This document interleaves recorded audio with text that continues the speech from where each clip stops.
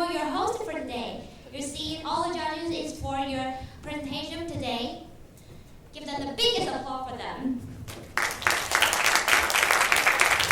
Alright, judges, please look at camera in front of the stage. Now one more. 1, 2, 3, cheese.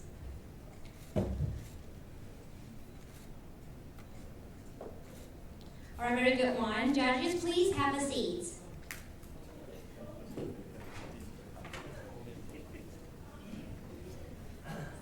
Alright, because of the time now, I will give the presentation number for today's contest. Presentation number 1 will be National University of Singapore. 2, Tokyo University. 3, Zhejiang University. 4, Boston University. 5, National University of Singapore, Team 1. 6, Peking University. 7, National Taiwan University. 8, Huazhong University of Science and Technology. 9, Tsinghua University. 10, Russian Academy of Sciences and Technology. 11, Xiamen University. 12, Technician University of Motion. 13, Harbin Institute of Technology. 14, Lomonosov Moscow State University. 15, the University of Nottingham. 16, Nanjing University. 17, Chalmers University of Technology. 18, Waseda University. 19, Fudan University. 20, Shanghai Jiao Tong University. 21, Kyushu University. 22, Beijing Jiao Tong University.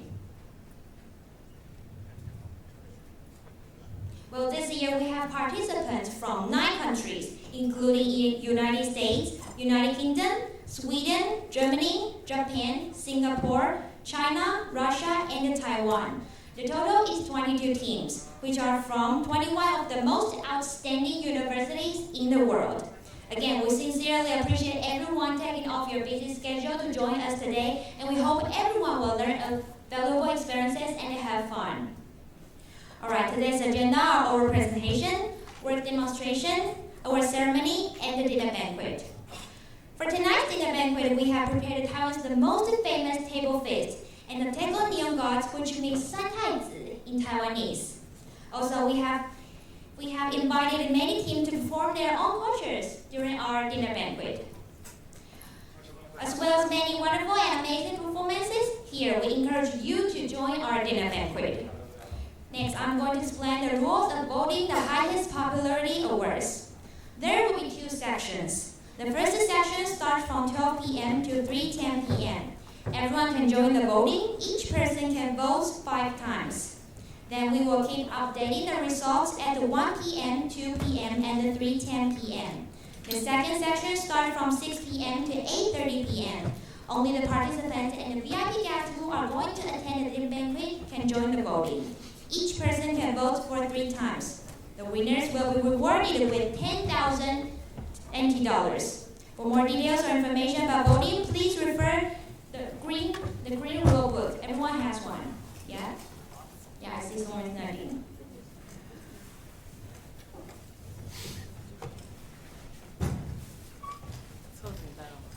Alright, a few words about presentations and some of its rules. Number 1, there will be 3 sections for presentations. The team number 1 to team number 9 will be in the first section, which starts from 8 o'clock to 10 o'clock. The team number 10 to team number 17 will be in the second section, which starts from 10:10 to 11:55. Team number 18 to number 22 will be in the third section, which starts from 12:20 to 1:25 p.m. The timer for each team is maximum 13 minutes. Our presentation is limited to 9 minutes. Questioning time is 4 minutes. For better time control, at 7 minutes, a short bell ring will be given, like. Thank you, beautiful lady. It means that you have 2 minutes left. At the 9 minutes, you will hear 2 short bell rings. Thank you. It means that your presentation time is over. The questioning time starts. After you state the name of your school and the project, the timing will start. Only contestants may present and respond to the questions from judges. Please pay attention, advisors may not assist. Your presenting position will be at stage right. Also, the computer will be also at stage right. Judges will be sitting at the front. Staff will give you a microphone which has been checked and turned on, so please do not tap on the head of the microphone or blow into it. For your time of presentation, please refer to the screen at the both sides. Team should be ready at the waiting section 10 minutes before your presentation. When presentation is finished, please follow our staff. For more information about presentation, please refer to the rule book at the page 12. Alright, for a work demonstration, 5 things to be mentioned. Number 1, 5 minutes for each team, including question time. Please demonstrate at your own booth. Number 2, when starting the demonstration, please state your name of the school and the project. Number 3, only contestants may present and respond to the questions from judges. Again, advisors may not assist. Number 4, if the equipment fails to work, each team is allowed 1 time to display and demonstrate again. The last but not the least, for more details, please refer to the rule book. Thank you. During the contest, we reserve the right to disqualify any entry for the following reasons, so please pay attention. Number 1, all participants must wear your green tag ID at all times and dress in appropriate school or team uniforms all day. School uniforms or t-shirts with school name are acceptable, but the hats with all kind or mini skirts, shorts, cargo-style pants, and any open-toe shoes is not allowed. And please keep your voice down and turn your cell phone into silent mode or vibrate mode. Any other interruptions are strictly prohibited. Also, no eating, drinking, smoking, or chewing at the booth or conference hall. Welcome everyone to bring your school flags or anything with your school logo to our competition or dinner banquet. For each booth, a display board and a display table are provided, but it is only for display purposes only. So, for everyone, if you have personal belongings, please put it under the table. During the presentation, any guests and the team members may enter the conference hall at any time. Lunchtime is divided into 2 sections at the B1 dining area. For the order, team number 1 to 7, 19 to 22 will be in the first section, which starts at 11:30. For the order, the 8th to 18 will be in the second section, which starts from 12:30. Alright, everybody. At the 3:40 p.m., we have time for all the contestants to share their feedback, and we encourage everyone to participate in. For our words and substance collection, please refer the rule book at the page 125. For the winning teams, please join the media interviews after award ceremony. At 5 p.m., we will dismiss the booths. Please have the staff dismantle the display board and bring them back. Make sure to return the aluminum rods to the service desk. We welcome all the team members to attend the dinner banquet, so please RSVP at the front desk. Any music files required for talent show tonight, please provide them to the staff at the front desk. Talent show shuttles start at 5 p.m. The estimated departure time is at 5:40 p.m. If you have oversized equipment that require transportation, please give them to the staff at the front desk, and we will offer transportation that directly drops them at the hotel. All right. For team number 1,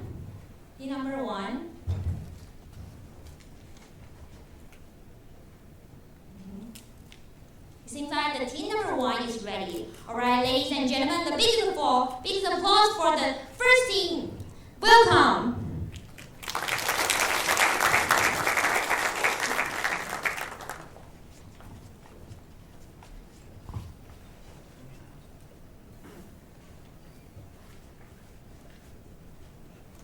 Hi, good morning everyone.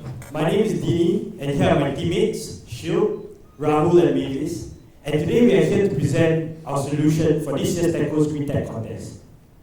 Now, we are year 3 engineering students, mechanical engineering students from NUS, and today we are here with a vision. So basically in Singapore, when it comes to recycling or throwing trash, people take it quite lightly. So all we do is just throw and then we don't really think about it. But what our group aims with our product to spearhead is a new culture of recycling in Singapore. Sorry. Okay, can I have a show of hands? How many of you been to Singapore before? Okay, thank you very much. Well, this is an image of how Singapore looks like at night, basically. Okay, so for those of you who haven't come, you can think of coming over and visit. Well, let me just give you some facts about Singapore. So, there's about 5.5 million people living here, with about 720 kilometers square of land area. And that brings to about 7.7 thousand people per kilometer square. So there's a lot of people living in quite a small space. So because of this, we have targeted actually 4 different problems that will challenge us, challenge our recycling initiative. And the first one will be the spatial problem. So spatial problem, because Singapore is quite a small country, it's an island. So what we do is we dump our rubbish on an offshore island. It's called Pulau Semakau. But every day, we have about 2,500 tons of waste deposited there. And this will not be sustainable in the long while because there's only so much you can throw rubbish on this island. Next will be the public mindset problem. So in Singapore, we have actually a very efficient waste disposal system. So all you do at home, you just open up a chute, just throw your rubbish, and that's it, it's gone. So nobody really thinks about what happens to the rubbish after that. So this is very one main problem which we want to tackle also. Next will be the growing volume problem. So Singapore has 5.5 million people as of last year, and that number will continue increasing and increasing over the next few years. So we need to think of a new solution to tackle this waste problem. And last, Singaporeans are actually very efficient people. So we love our convenience very much. And most of the time, recycling means actually very hard to find. So what we want to do is we want to target is we want to make it more convenient for people to take it as a culture. Now I'll pass on to Mavis to continue about how recycling is done in Singapore. Okay. What is green technology? Okay, there's many definitions of green technology, but there's no right or wrong answer. So let me define what our team thinks green technology is. Green technology is actually an environmental technology that saves the energy to create a product. For instance, recycling can save up to 95% of the energy used to create an aluminium can, just for instance. So having this definition allow me to actually introduce some of the initiatives Singapore government has placed that is new and revised. Firstly, is the environmental app for Apple and Android phone. This app allows users to know where the recycling points are in Singapore as well as points of recycling tips. Secondly, new built-to-order flats also have centralized recycling chutes on every floor for convenient recycling. And thirdly, boxes are given to households to segregate their recyclables. So what is interesting is that we can actually combine these 3 elements initiative into one, with an additional point which is an automatic recycling sorting mechanism. So what will it be? Let me introduce our product, which is the Earth Bin.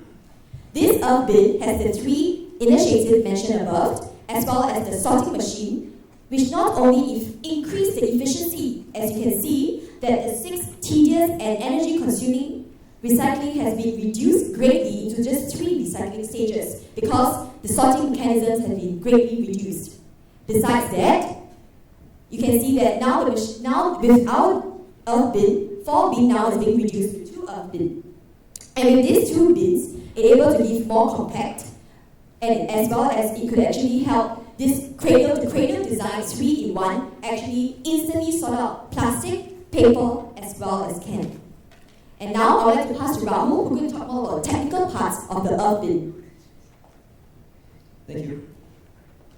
Hi. So this is the Earth Bin. And as Mavis has previously mentioned, we aim to separate paper, plastic bottles, and metal cans. So how do we do this? Firstly, for paper, there is a slot at the bottom of the platform that is only wide enough for people to fall through. So it blocks the metal cans and plastic bottles from falling through. So this is a really simple, basic method in which we use to separate the paper. Next, for plastic bottles and metal cans, when the plastic bottles and cans roll to the bottom of the platform, we have sensors along the bottom that are able to detect whether it's a can or a plastic bottle. And then a motor will turn the platform and deposit the can and bottle in their respective separate containers. So now you might be wondering, how does the sensor work? Well, let me show you. First, it works based on light. So at the top of the bin, we have an LED. And at the bottom platform area, we have a row of LDRs, or light-dependent resistors. So this LED-LDR combination is able to detect the transparency of the material that's in between. So with this, we can separate the opaque cans from the translucent bottles. And all this is powered by Arduino, which also powers the servo motor, which is attached to the platform. Everything you see here can easily be powered by rechargeable batteries. So that's basically how the Earthbin works. Next, Shuk will be talking to you more about the future applications. Yeah, thank you. So we realized that our product and prototype is not flawless, but there are a lot of improvements and modifications that could be made to make it better. So due to certain constraints, we were not able to include all those improvements into our prototype. So I'll be telling you more about those modifications which could be added on to this prototype in future. So firstly, this prototype runs on rechargeable batteries. However, we could replace these batteries with a renewable source of energy, such as solar power. So for example, any dustbin which is placed on the outdoors and has access to solar energy could use this and the solar energy to move the motor and the rotating platform to sort the materials. So thereby reducing the carbon footprint even further. Secondly, since we are targeting domestic households, the Earthbin is currently only able to recycle plastics, aluminum, and paper. However, by using more sensors and slightly more intricate programming and manufacturing, we can enable and expand the use of the Earthbin to commercial and industrial users so that it can sort a greater variety of materials. So in conclusion, we would just like to emphasize that the amount of waste that humans have been creating has been increasing by many folds in the recent years. And not many people understand the benefits of recycling. So just recycling one can save enough energy to charge your iPod for 30 minutes. Recycling 100 cans can save enough energy to light your bedroom for 2 weeks. Singaporeans alone generate 3 million tons of recyclable waste every year. So imagine how much energy we all would be able to save if all this waste was recycled. So we just hope that our product can generate a habit of recycling among Singaporeans and provide Singapore with a greener and better future. Thank you.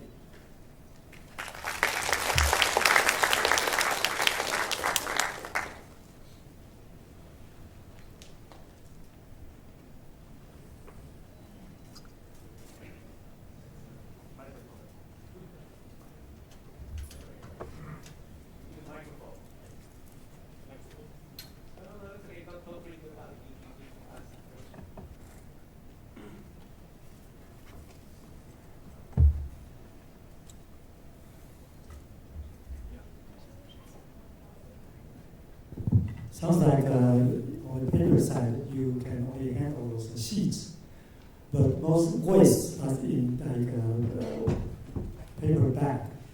Can you handle those paper bags instead of sheets? And also some of the plastics are opaque. It's not always transparent. How do you handle that? Hi. Your first question about the paper. Our bin right now can only handle paper that's flattened. So if it's a paper bag, it will need to be flattened and then it will work. As for plastics, most plastics, I think I'm fair to say, are still slightly translucent. They may not be transparent, but they're translucent. And this difference between the translucent and the opaque can still be detected by our sensors. Yeah. Hope that answers your question. I just have one more question. You talk about you have a general waste. We do have the plastic and paper in the can. Okay, so you using your sensor, you can, can separate. Okay, so do you have any data indicating what the separation efficiency based on your studies? As you know, in Taiwan or probably in Singapore, we have lots of different type of plastic and the paper in the can. Okay, so I wonder, do you have the data indicate your performance?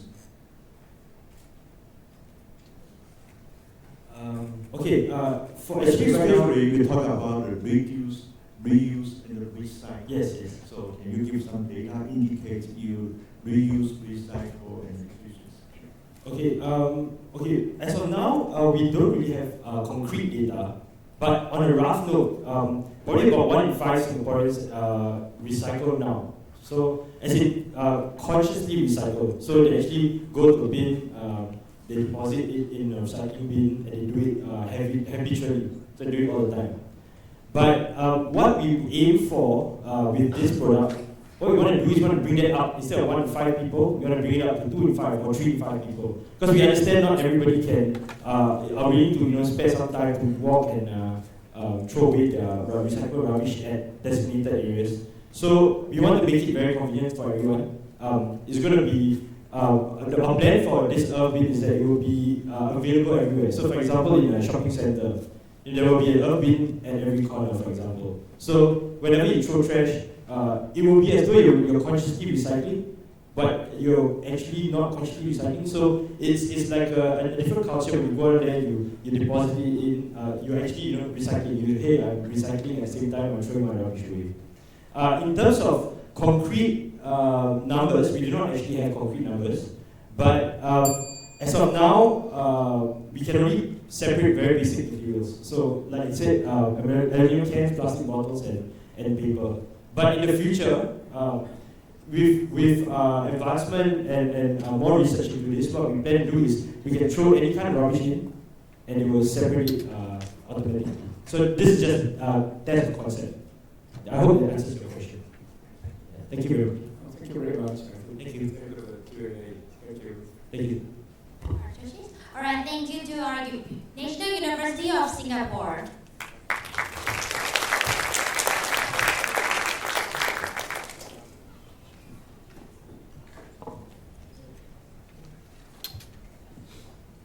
Now let's welcome the second team from Tokyo University.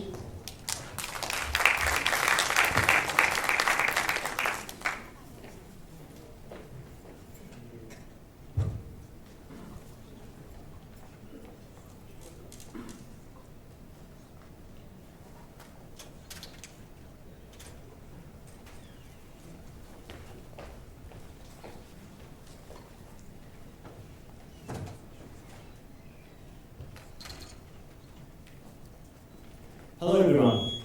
We are the students of the University of Tokyo, Department of Ocean Technology, Policy and Environment. Today, we will give a presentation about foundation-free brine offshore wind turbine. Do you know offshore wind power is one of the most promising renewable energy? Offshore wind power has a high potential all over the world, and it is the most well-established way of generating power on the ocean. More and more offshore wind power is installed every year, and its base is increasing. Especially in Taiwan, offshore wind power has a great energy potential. We can see that the west side of Taiwan has a high wind potential, and it is the best place to build a wind turbine. But including this area, the most of wind potential is distributed on the deep water. There, wind turbine cannot be built on the seabed. They must float on the ocean. But floating offshore wind turbine has serious problem. Floating turbine requires a huge and expensive foundation. Because when foundation is small, the floating turbine is not stable. This is where we came up with an idea. How about flying the wind turbine in the sky? With this idea, we can use the power of strong offshore wind without huge foundation. So it is both stable and cheap. We named this system Foundation-Free Flying Offshore Wind Turbine, which we call FFF. And now we are preparing for patent application. FFF reduces the weight of foundation by several orders of magnitude, and the construction cost will be about 30% cheaper than conventional wind turbine.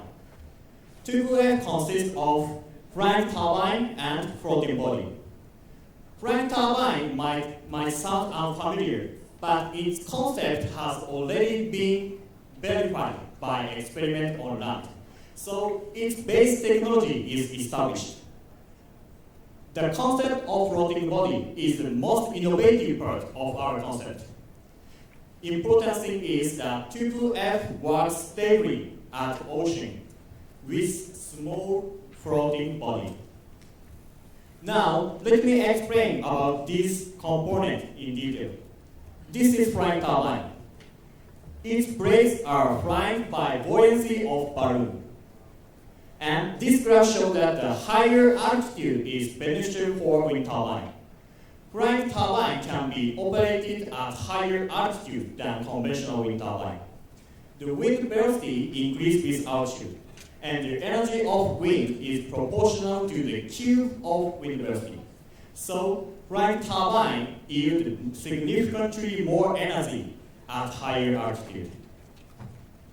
The next is floating body. And this is the most important part of our concept. Why FFF works stably? FFF doesn't require the huge foundation.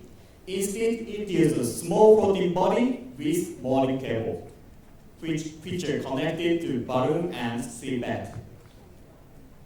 This small and cheap floating body moves more than huge foundation. But since it is very light, it should not be able to pull the flying turbine, which is much heavier than itself. Imagine yourself holding a string with an insect tied on the other end. No matter how hard insect move, it cannot pull you. So FFF is both stable and cost-effective. However, even though flying turbine has been verified on land, bringing to the offshore, it would be still challenging. There are several problems we must consider. But firstly, and most importantly, we need to verify our concept. The effect of wave is actually small.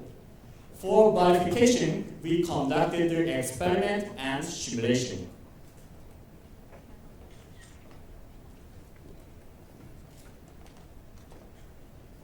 Okay, now I will explain about our experiment and simulation. Our aim was to verify that the flying body does not move with wave. This is the scheme of the experiment. We plan to observe the effect of the wave on balloon using 1/300 scale model of FFF. All parameters were set according to fluid law in order to represent reality. This is a photograph of after experimental setup. We use a round balloon in place of flying body, and also use a small ball as a floating body. 2 cameras were used for 3D analysis of the balloon by detecting the position of the target marker. This graph shows the vertical displacement at the experiment. Orange and red dots indicate the displacement of floating and flying body respectively. To analyze the effect of the wave, we have conducted Fourier transformation and extracted the motion at 1 Hz, which is equal to the frequency of the wave. As you can see, the displacement of flying body was much smaller than that of floating body, decreased by 97%. Also, we have conducted numerical simulation using a program with lumped mass method. We are familiar with such a program because we have been using it to calculate the motion of actual floating offshore wind turbine. The simulation was conducted at the real scale, and the motion of flying body was calculated. This is the result. The simulation has also shown that the displacement of flying body was much smaller than that of floating body by 96%. Both experiment and simulation have shown that the flying body, the displacement of flying body was greatly decreased, which verifies our concept.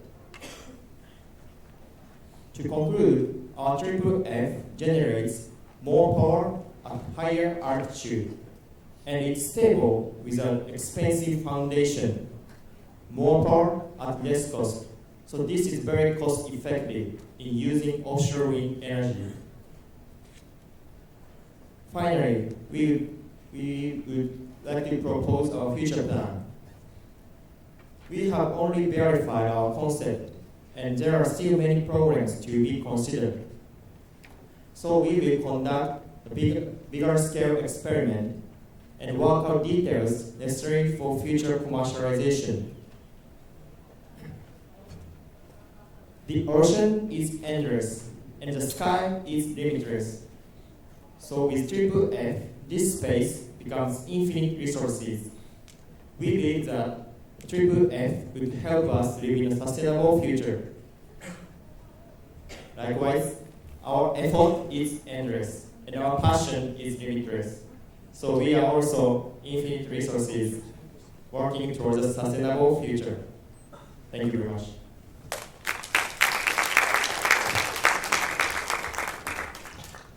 Thank you for your presentation. I think in your calculation, you also note that what would be the weight of the blades if you need, say, a 1 megawatt or 2 megawatt turbine in the sky? Weight of the blade at real scale. So the weight will be about 50 tons up for the 2 megawatt scale wind turbine. Carry 50 tons on sky. Yes. And in case that if the balloon is a leak, what would happen?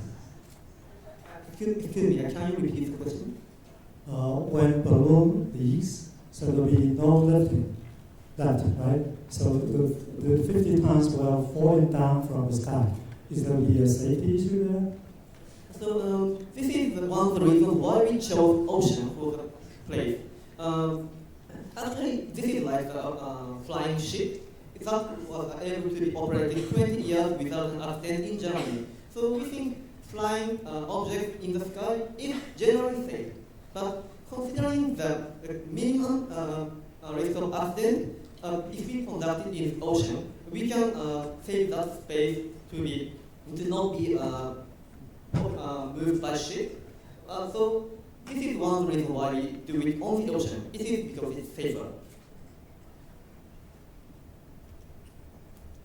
Did you consider any assessment on environmental impact? Like you have 300-meter high balloon. With each balloon, you have 3 wires to anchor it, and you connect to a floating device, and the device needs to have a cable line to sending electricity offshore. So all the environmental impacts, do you think it will impact any birds or other things? We think that our system has almost the same environmental impact as the current offshore wind turbine, which will be constructed.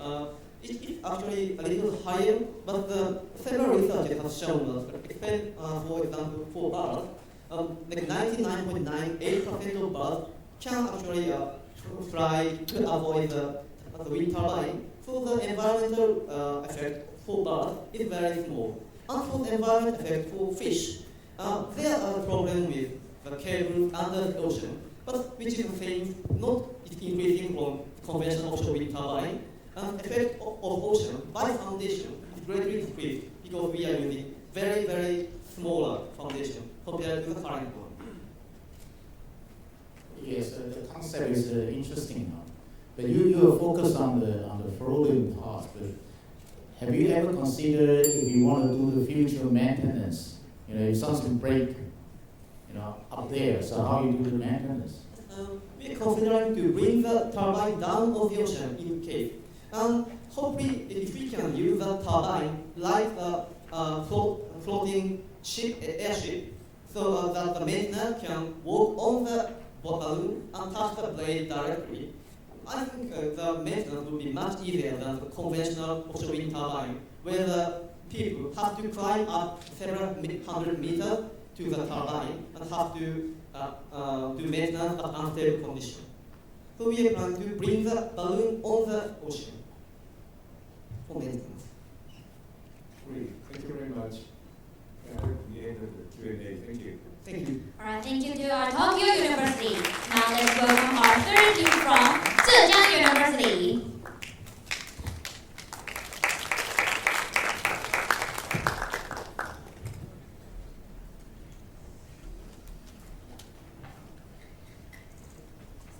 Hello, Green Tag, and we are from Zhejiang University. It's a great pleasure to stand here to introduce our work to you, the lotus-shaped, intelligent, high-powered LED track light with the function of smart sensing and dimming. So for the presentation, 5 aspects will be elaborated on: the creation motive, brief of work, research process, estimation, and application prospect.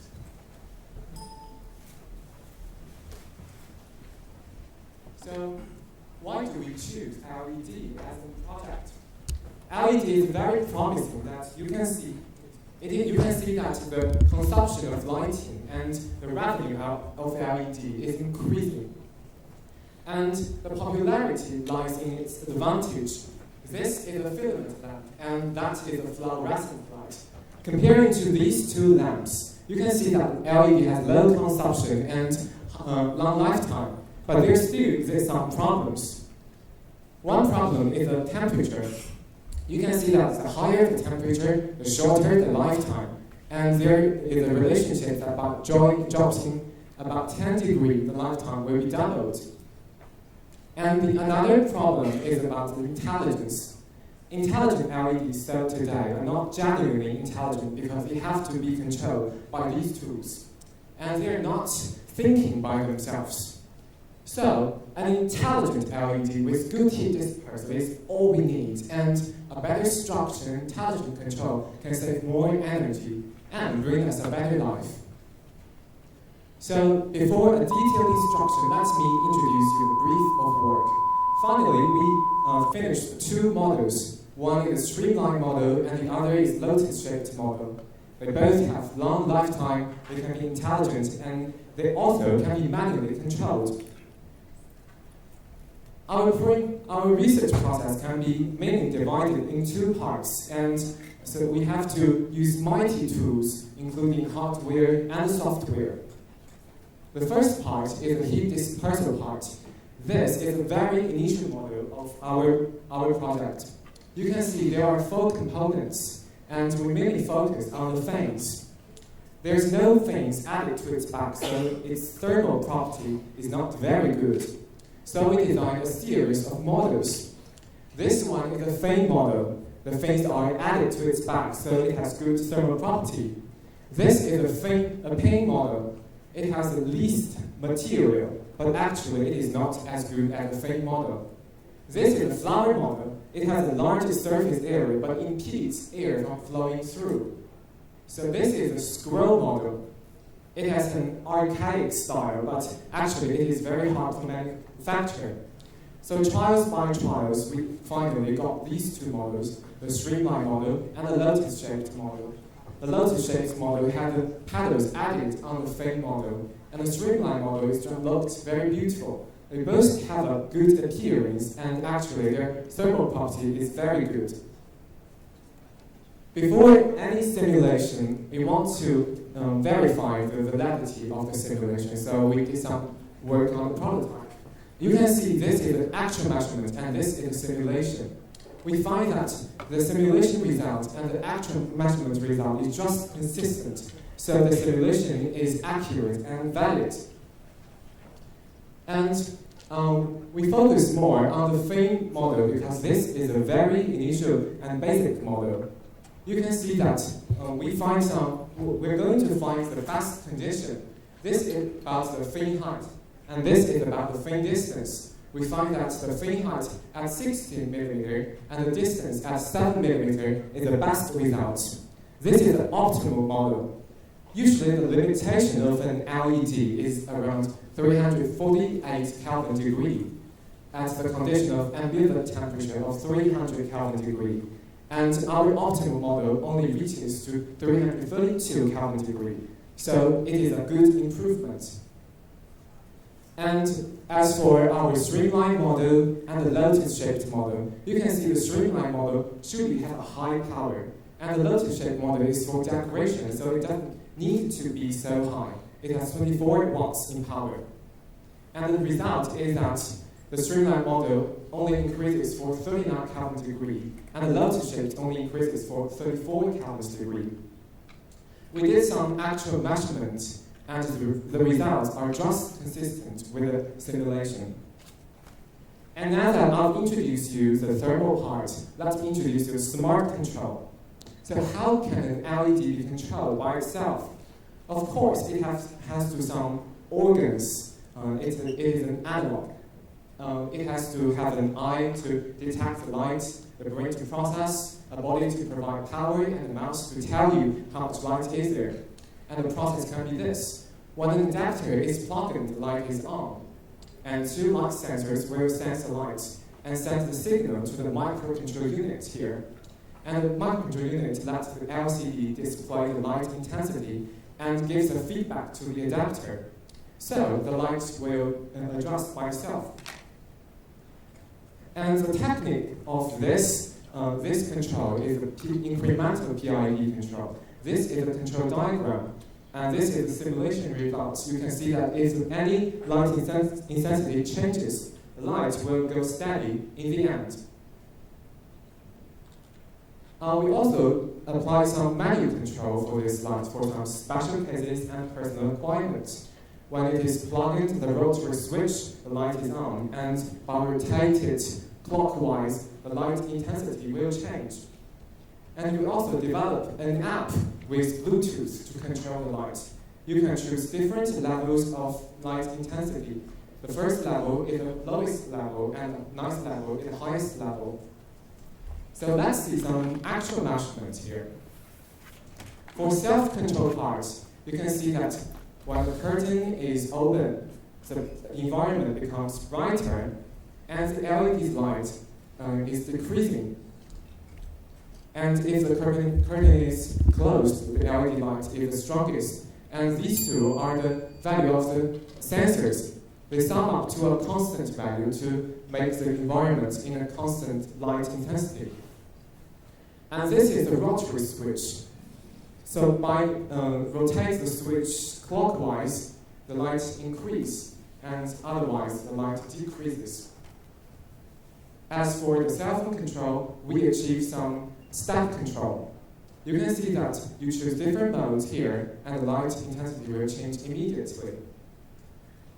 And finally, we made some estimation to our model. You can see that comparing to some typical model, it has improved in these aspects. The mass is reduced, the lifetime is prolonged, and the average power because of intelligence just decreases. So where can we apply our intelligent LED in the future? A very promising area is agriculture. You can see that you don't have to adjust the light intensity all the time. And the brilliant LEDs will consist of a system in different cases when you're reading, having lunch, or sleeping. And additional to some exhibition like lights here, actually, there are many LED track lights here on stage. We can also use it to send some signals for alarm clock, weather forecast, and it can even learn the owner's habits. And we can use it as Wi-Fi. So in conclusion, our innovation lies in the structure for better heat dispersal, a long lifetime, and it is automatically controlled. There's more energy saved and a better life. And for some achievements, 2 patents are in application, and our streamline model are actually in production by Well Development Corporation, and you will see it in the market. Finally, there are some acknowledgements, and thank you.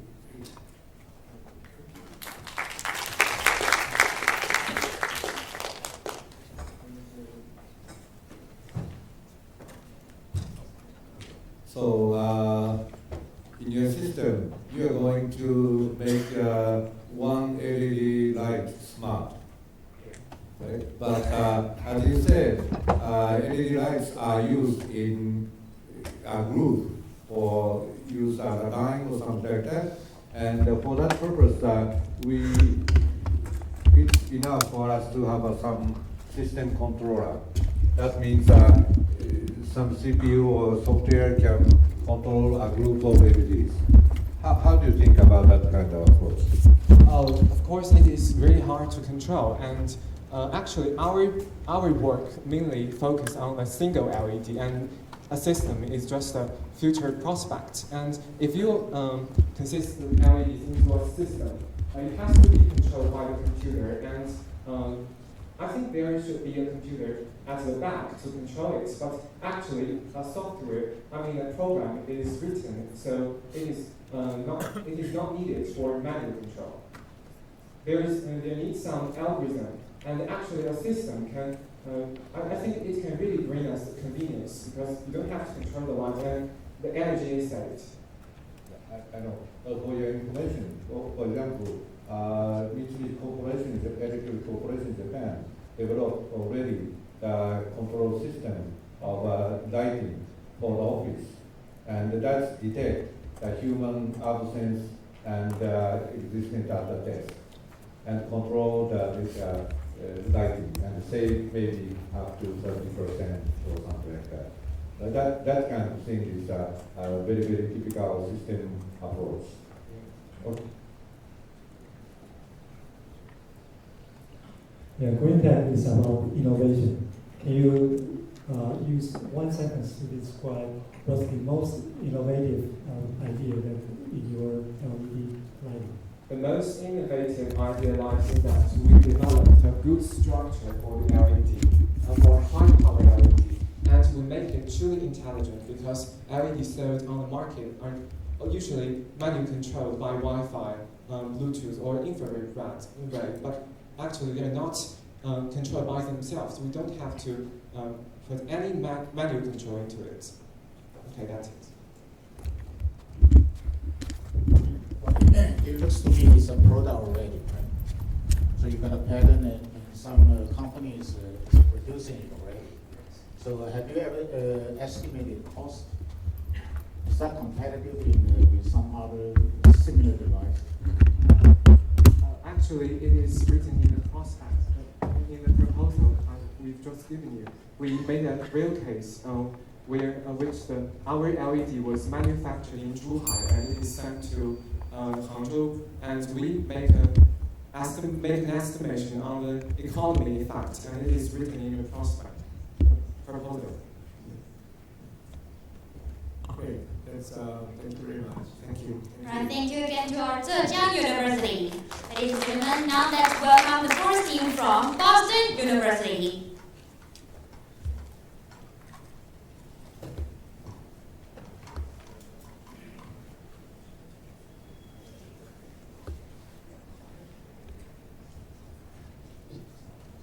Welcome. Ladies and gentlemen, applause again for Boston University. Hi, so our project focused on creating alternatives to waste products for alternative fossil fuels. Particularly, we focused on improving oil shales waste products and converting them to flue gas absorbents and zeolite precursors. So what is oil shale? Oil shale is a sedimentary rock which contains large amounts of keratin. Keratin is an organic matter that can be heated to produce liquid oil. It can also be burned to produce fuel. So there are large reserves of kerogen in Russia, the US, China, and all over the world. But currently only Estonia uses their oil shale reserves for fuel. So the reason for the limited use of oil shale is due to the environmental implications of using it. So it can either be used as direct combustion for electricity, which is basically just burning the oil shale under oxygen, and it creates a ash as a byproduct. The disposal of this ash creates problems such as leaching of heavy minerals and containment collapse because it is landfilled if it is not used for construction and other things, but that only accounts for 10%, so the rest is landfilled, and it can create a lot of environmental problems. It can also be used as pyrolysis, so once the oil shale is pyrolyzed, there's a liquid oil that comes out of it, but besides the oil, there's also a semi-coke that results. And this semi-coke is also landfilled or used for construction, but mainly landfilled. And this creates problems such as runoff, leaching of heavy metals, sulfates, and PAHs, which are in the semi-coke, and containment collapse again, which can ruin water streams and land. And it has in Estonia where this has taken place. So our project was focusing on taking the semi-coke and making it something useful instead of something harmful for the environment. This way we would be able to create something that could be sold to make an oil shale more economically feasible and also make it less environmentally harmful. So taking the US White River Mine oil shale, which is where we got our samples, we first pyrolyzed it and made a synthetic version of the semi-coke, which is the waste product that usually ends up landfilled. We then we activated it and created an activated adsorbent, and we tested it for flue gas treatment. And we also took the waste that we got from activating it, where all the minerals and heavy metals were, and we created aluminum silicate powder aerogel, which we formed zeolite crystals from. So these adsorbents and zeolite crystals can be used to remove pollutants from flue gas streams, which are also a result of oil shale production. So we found that when we first took the raw oil shale, it had a very high carbon content. Once upon pyrolysis, it went very far down because all of the kerogen, which was the organic matter, had high carbon content, and that was leached out.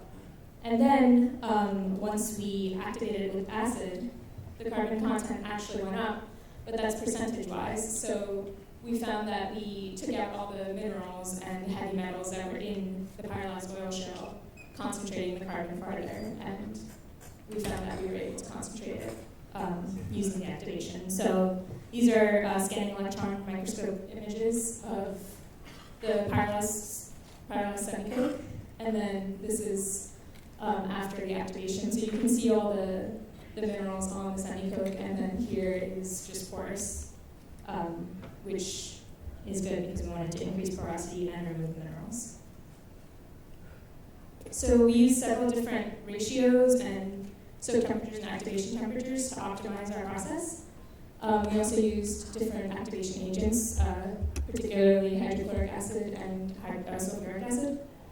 So although we found that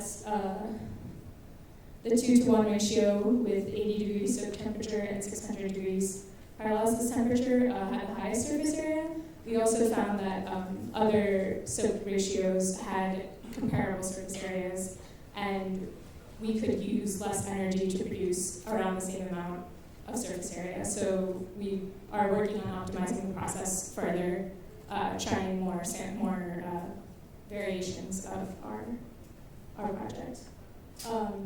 We are also working on testing particularly the highest, the sample that gives the highest surface area, and Luis will talk about that.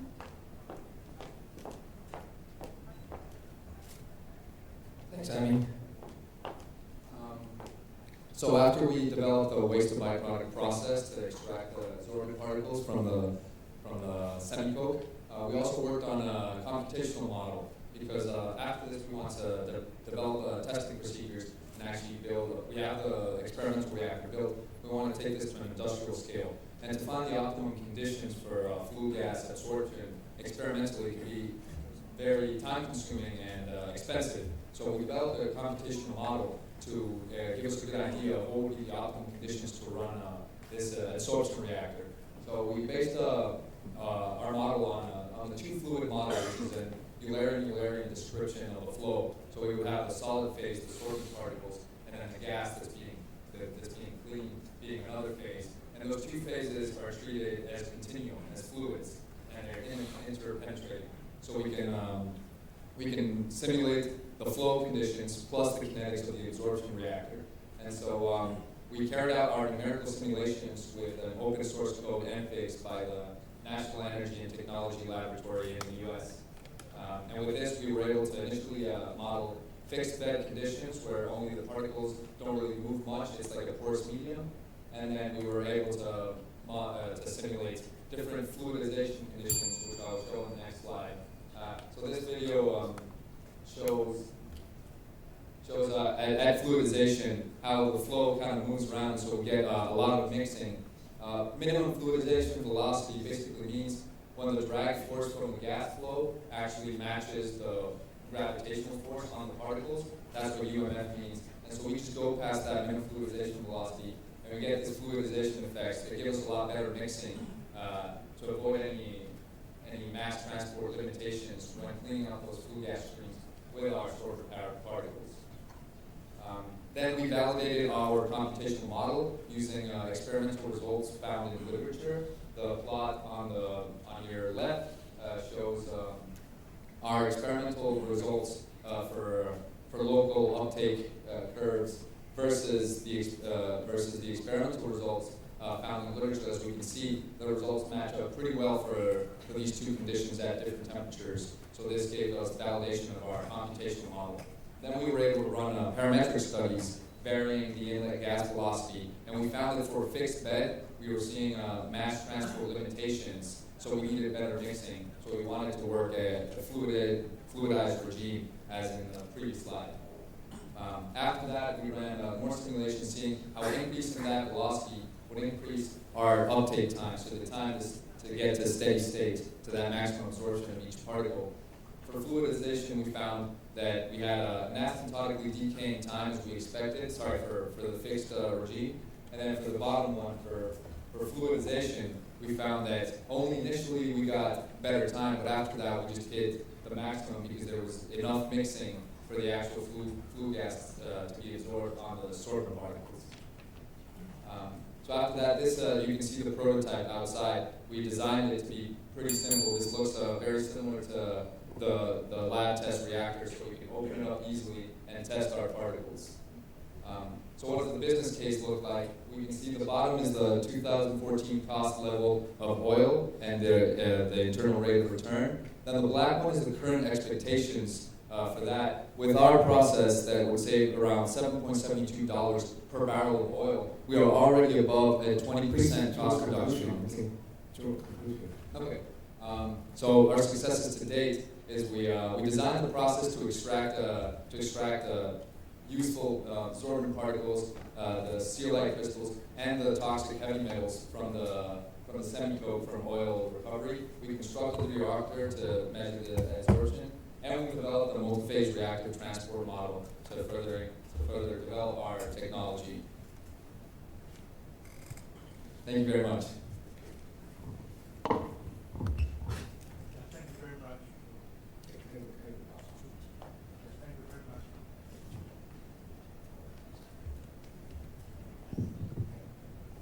Thank you very much for your presentation.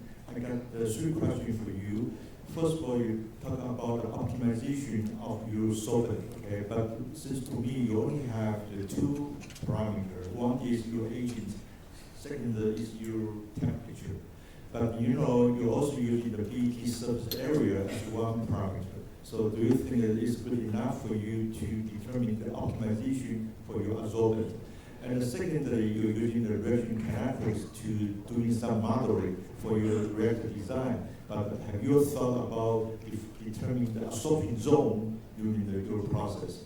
The last one, I think your abstract, you mentioned about the pH is quite successful, but in your presentation, I haven't seen any data indicate how the pH can be removed from your system. So also, I wonder how many pH should you analyze?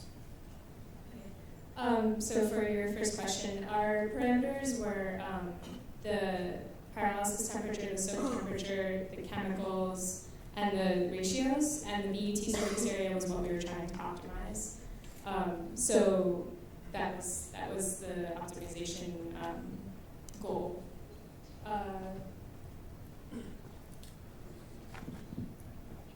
Can you repeat the second question? Absorption zone. Yeah, absorption zone. It's the mass transport reaction kinetics. Sometimes you try to derive your model, so you have to estimate absorption zone. Okay, so I don't know, do you have any measurement for the absorption zone? Yeah, currently we don't have the absorption curves measurements yet. That's why we started with the computational model, validated with results that are already been in literature, just to know that our model is giving us a correct results of what we're trying to see, and that way we can find the optimum testing conditions, which we'll test in the future. But at least it mapped out the conditions instead of having to test every individual one experimentally, because that takes time and it's costly. So for the pHs, the goal is to increase the surface area and porosity so that the pHs could be absorbed onto the surface. The point of building the reactor is to measure we're going to put pHs into a gas stream and then fluidize the bed and then measure at the end how many pHs have come out. But we haven't been able to do that just yet, so we only have prototype. Great, thank you very much. Yeah, appreciate the question. All right, thank you to Boston University.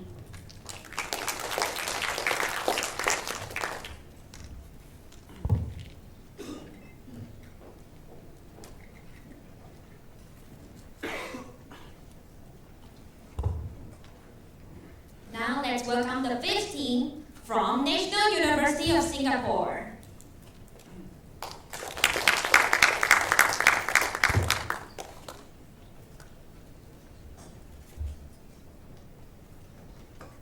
Judges, fellow friends, very good morning to you. I'm Yi from National University of Singapore, and today I'll share with you how we hope to dehumidify air without using energy.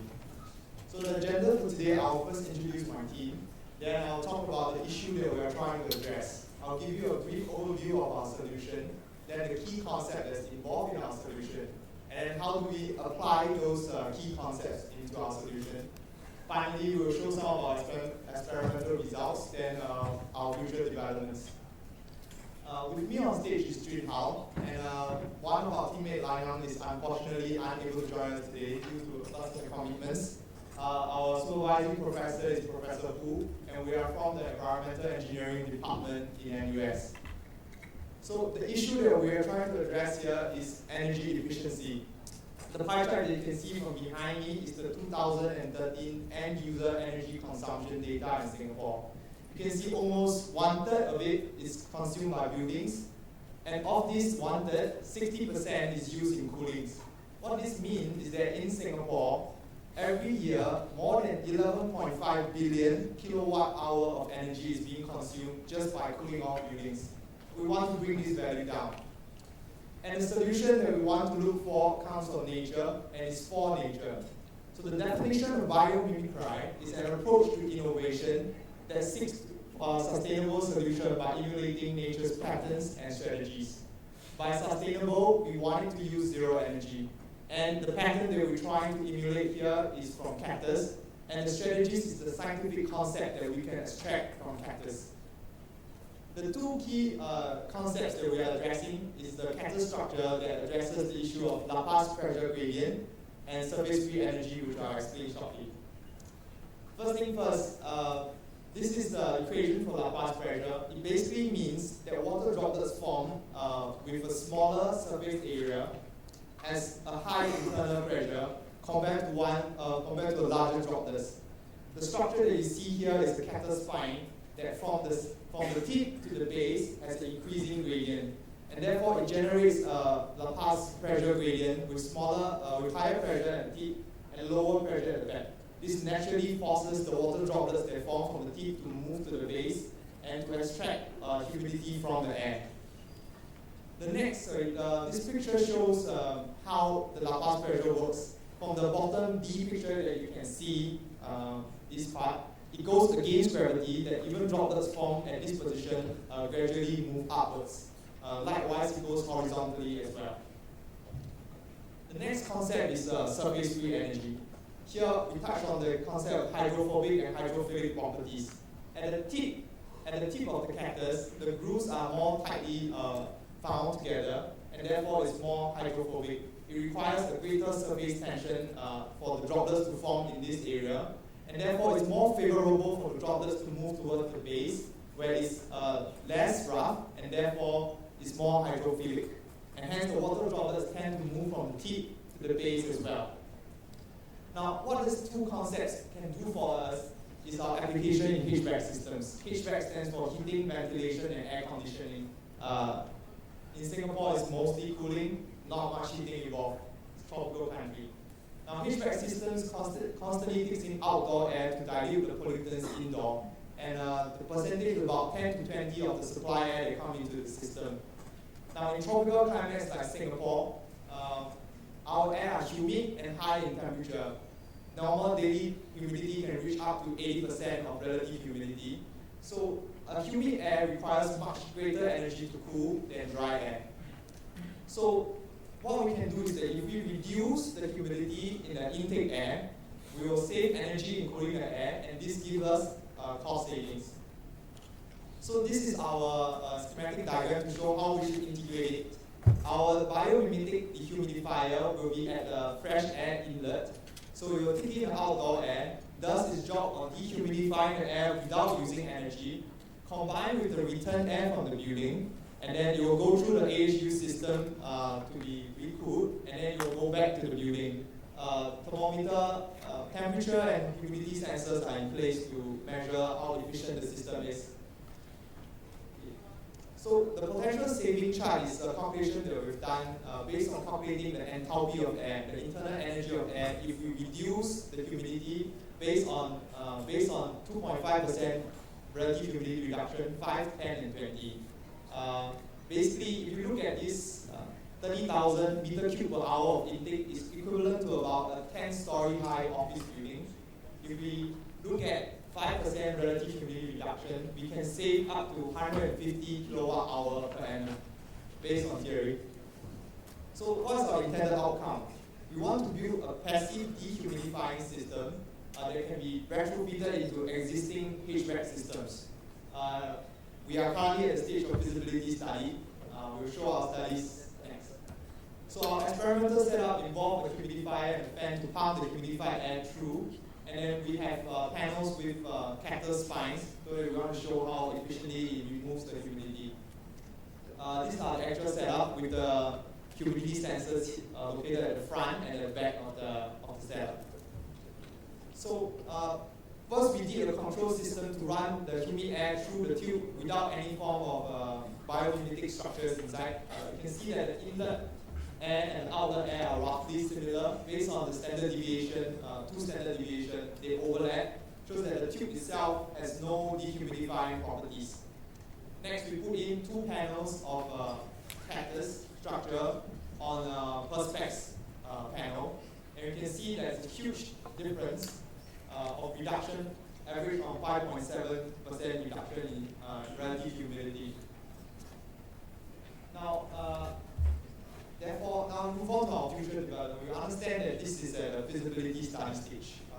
There's a lot of things that we want to go ahead with. Firstly, we do not want to plug off cactus spines from the cactus and put it on our panels. Therefore, we want to figure out an industrial manufacturing process to do this on an industrial scale. Next is, we don't want just the cactus to do the job. We want the panel behind to do the job as well. And here we are thinking about biomimetic properties again. We want to copy from Lakmi beetle that's found in desert areas. They have a surface structure property that has high infrared emissivity, and therefore it's cooler than the surrounding area, making condensation easier. And we want to design a prototype that can be retrofitted into existing HVAC systems so that people who want to use our system do not have to rehaul their entire HVAC. Come to the end of the presentation. Thank you.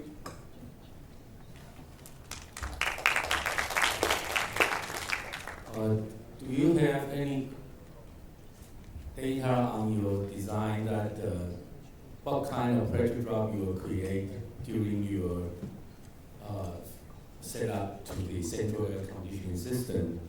And second question will be what kind of material you will use in that design, and compared to what kind of the capacity of the air conditioning system you are designing right now. Maybe you can elaborate more. The first question is what kind of pressure drop you will create during your design. The pressure drop, we recognize that our system we're running through, there's quite a huge decrease in wind air velocity. The feasibility study we have done is just to show that the cactus spine can reduce relative humidity. We want to, the next step part of it is to conduct a computational fluid dynamics study to see how we want to make the air pass through without causing such a huge pressure drop. So as of now, we don't have data on that. It's the next step of our prototype development. In terms of structure, we have already looked into a few. The base panels, we tried aluminum, copper, PVC, and perspex. We want to find a structure, a base plate that has a high IR emissivity. So far, perspex yield the best result, and PVC for some reason give us very, very low humidity removal capabilities. Aluminum and copper are good as well, but they tend to heat up with the atmosphere, and their performance decrease over time. So I think we'll be going more towards the plastics. In terms of the cactus spine, the studies that the literature reading that we read from is using zinc oxide. We're not quite sure what's the reason, but that's for our future research. For the dehumidification to work, you have to absorb humidity from one side and transport to the other side and dehumidify, right? So in your cactus, it seems that you can transfer the droplet from one end to the other. But the end where you take humidity actually is hydrophobic, as you said. Then it's not good for taking humidity. On the other hand, when you try to dissolve those humidity, it's hydrophilic, as we said. So it seems to me that these two properties actually reversed what is required to remove the.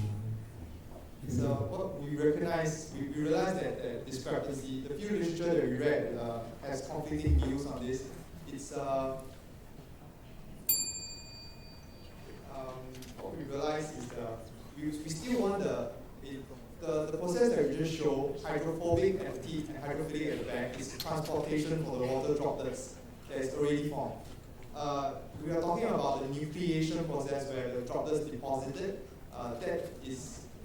We realize that the nucleation structure based on means you want the surface area to be easier for water droplets to accumulate.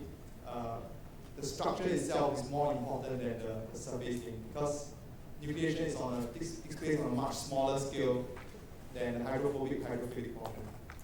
It means to say, just now the cactus spine that you see, it's on a nanometer scale, but the nucleation process is on a much smaller scale.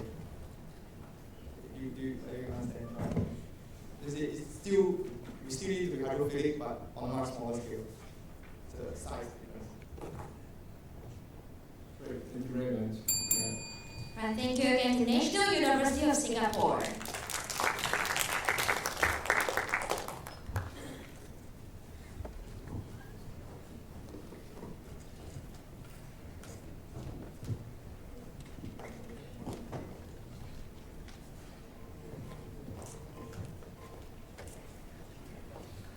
let's welcome our next team from Peking University.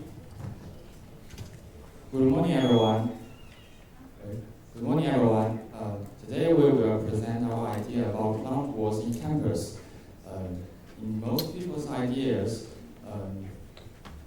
energy saving is concerned with latest technologies, but in our mind, something dinosaur can also help if we do it innovatively. So we think walls or furnace is exactly one example. First, here's a quick self-introduction. We are a group of eco-lovers from Peking University with different backgrounds. You can call us Green Finder. Our co-founders participated in Green Fortune, a Swedish urban cultivation organization whose belief is to grow plants at every corner of the city. Our idea is to use vertical plant walls to increase energy using efficiency in campus. So before we start to present our idea, we will guide you through background knowledge of energy efficiency in common buildings. According to BCG's research, energy consumption of buildings accounts for 25% of national total energy consumption, including lighting, air conditioning, and other electrical appliances, which is as high as the total energy consumption of cement and iron industry in China. According to Agenda 21 by China, public and residential buildings can achieve a maximum of 70% and 55% energy reduction, respectively, from acquired technologies. If that is the case nationwide, the total energy reduction will reach 1,950 billion kWh, which will equal to the energy production of annual energy production of 50 coal-fired plants, or the energy reduction of shutting down all the global iron industry for 5 weeks, or shutting down all the airlines for 4 months, or shutting down all US lighting for 1 month. There have been a handful of building energy efficiency technologies such as smart lighting control or water pumped geothermal heat. Adding to those, we came up with an idea to use plants to reduce building energy consumption. It mainly takes 3 advantages of plants. 1, good thermal insulation property, which keep cold outside in winter and keep heat outside in summer. 2, shading and transpiration, which reduce large amount of heat intake in summer. And 3, air refreshing, which means it can save ventilation circles to reduce the impact of warmer or colder air outside the building. The scientists have estimated that with intense vegetation, public buildings can save 50% of the air conditioning energy usage, which can meet the tight requirement and receive good promotion, can mean a lot to the overall society. Thank you. Next, I will introduce the features of our products. The intensive vegetation requirements give us the first step to our innovation. We usually use one guide fence to cover the solar side of the building. However, the traditional one plants have several problems of the usage in campus. The first one is they are not flexible. They can only use to cover the vertical walls with supporting matrix. The second is they often get too dense in summer and too loose in winter, which can't meet the lighting and heating insulation requirements in the same time. Third, they create too much noise for the inner space, especially places with expensive electronics and important paper documents, such as library and school. So our innovation idea is to bring the traditional plant walls into a new stage. There are two important elements in our idea. The first one is special pipelines, and the second is selected gyre first. I will introduce the special pipelines first. Instead of traditional plant walls, we bring a system of pipeline with tiny holes. Plants are rooted in the water in pipelines. To make sure water pressure won't affect the rate of water supply in public buildings, the pipeline used a kind of 4-layer textile line with strong siphon effect. This pipeline system gave us the ability to free the plants from the natural growth rate and can feed plants in any shape as needed, including walls, nets, and even vertical lines. And second important part in our idea is the selected gyre first. We chose a special selected gyre first, which can create a secret wall to increase thermal insulation ability and control the transpiration process to strike a moist balance, which can relieve us from the worries about electronics and paper documents. And the process of the implementation is also very easy in our idea. There are 3 steps. The first one is we will examine the public building carefully and design the best solution blueprint to satisfy thermal insulation, light intake, and aesthetic value. The second is we will build a system of water and nutrient pipeline from the water source to the decided sites. The third, we will start to grow the developed plants on the pipelines. After some time, we will get a wall like this, which is good looking and can be very useful to reduce the energy in our building.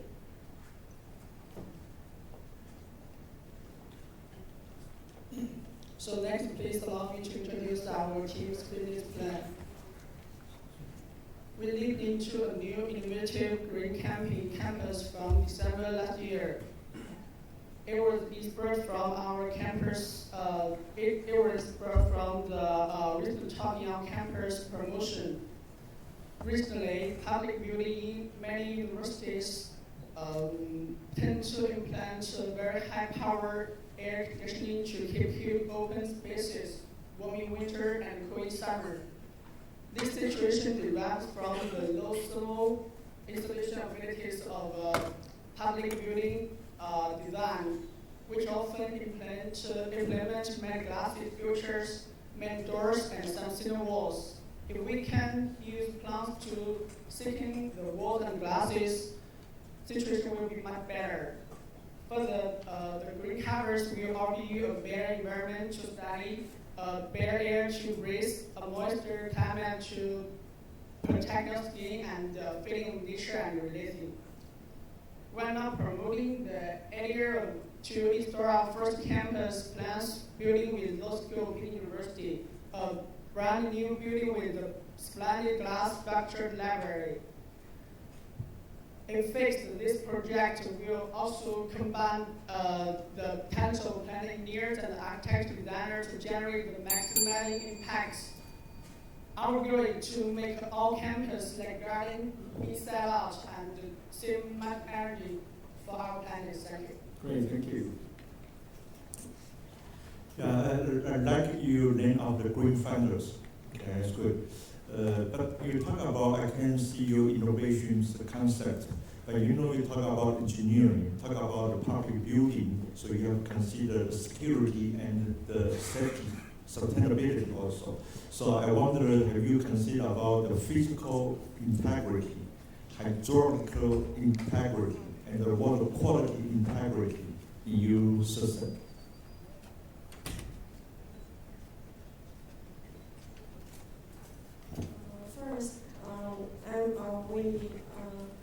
we are a group of a new company in Peking University, and we're responsible for the brand development. And the special or the question about the technical side, we are not familiar with, but our idea is to improve the energy saving on campus, because in Peking University there are many energy expenses on the school, so we have the idea to save the energy. So in your real experiment, have you tested what's the kind of maintenance cost against the traditional way of doing this implementation? Your system tend to save maintenance cost?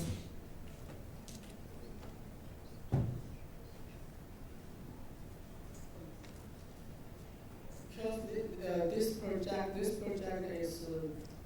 in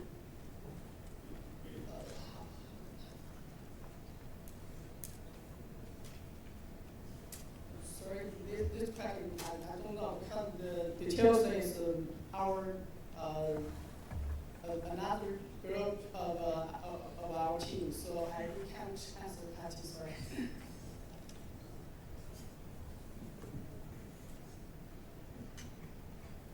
So your team is in plant science area, right? Or in the plant technology.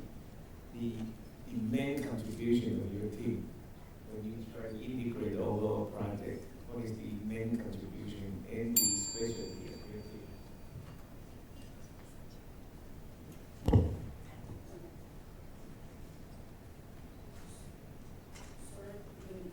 Pardon?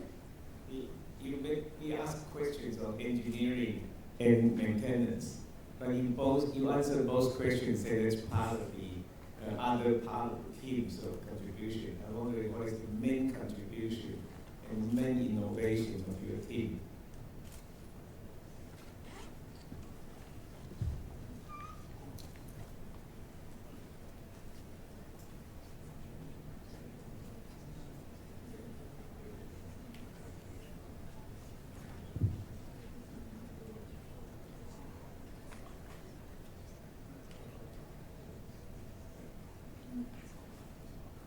It's okay. We will read your report. It's okay.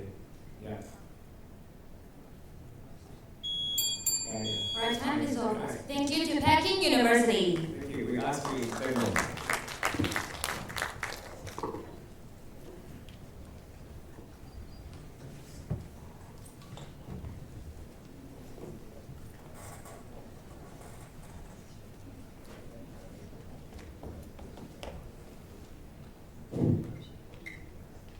Ladies and gentlemen, next, please welcome National Taiwan University.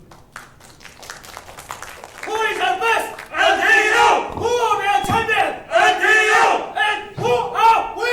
National Taiwan University! Good morning, everyone. I'm Bruno Lee. Today, I'd like to talk about our self-operating harmful gas siren with thermal electric generator. Let's start with the motivation of our work. Carbon monoxide poisoning incidents happen every year and kill lots of people. According to the stats of Taiwan Fire Agency, in the past 10 years, the number of deaths reached 182 people, and also thousands of people were injured. And the serious gas explosion in Tianjin happened recently, and in Kaohsiung last year, killed so many people and made lots of families broken. All those incidents taught us the importance of safety. We have to pay more attention in our life to keep us away from danger. So we need siren to remind us before the incidents happen. Nowadays, the most common sirens are roughly divided into two types. They are battery type and plug-in type. Both types need power supply required. For the battery type, we have to replace the battery for every 3 to 4 months, which means we may put us in danger if we forget to replace the battery on time. And for the plug-in type, it needs sockets and then causes inconvenience and limitations for the users. So we need another design to solve these problems. And something came to our mind. The thermoelectric material is a very promising green technology. Lots of research teams are trying to improve its efficiency and apply it in our lives. A famous application in Taiwan is putting the thermoelectric modules on a hot rolling furnace to recover the waste heat. And also, car and airplane companies want to use this material on their products. However, there are still some disadvantages. The first is low ZT value. In our previous works, we have tried to improve its efficiency by using different manufacturing methods or doping it with other materials. However, the ZT value is still low. In other words, its energy conversion efficiency is too low to be applied widely. According to the Industrial Technology Research Institute, the ZT value must be over 2 to make it feasible for large-scale use. Moreover, its low power output. Those disadvantages told us the thermoelectric material can just generate microenergy, and we have to use it properly. Considering the issue of low power output of the thermoelectric material and the problem of energy source for Cyrus, why don't we combine the thermoelectric material in the Cyrus? For Cyrus, they just need very low energy, and the thermoelectric material can just provide sufficient power for it to operate. And this combination needs no external power supply, and it is environmental friendly. Following these ideas, we found most families in Taiwan have gas water heaters at home. So the gas water heater became our goal. For the hot side of the thermoelectric material, if we choose the flue gas outlet or the service or burner as the hot side, it provides large temperature difference, and we can use mid-high temperature thermoelectric material. But then we will have to make a modification to the heater, and it results in additional cost and inconvenience. If we choose the air cooling for the cold side, it would have poor energy performance. So finally, we choose the hot and the cold water as our temperature sources.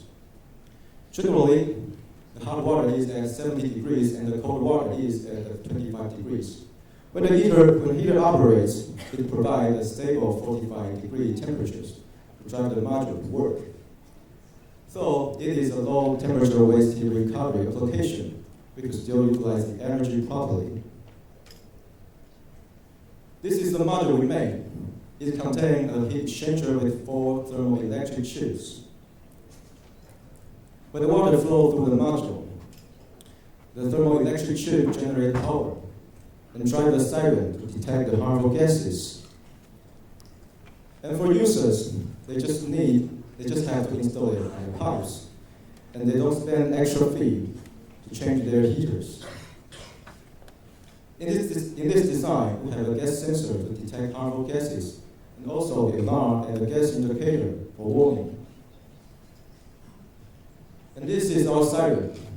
Its power requirement is only 0.85 watt. And the thermoelectric module can provide 1.57 watt. And this is enough for the siren to work. And this is our demonstration. Provide a siren with the thermoelectric module. This is a practical operation. And this is a lighter with video inside. And the gas indicator changes with the concentration of harmful gases. And this is a back SEO inside.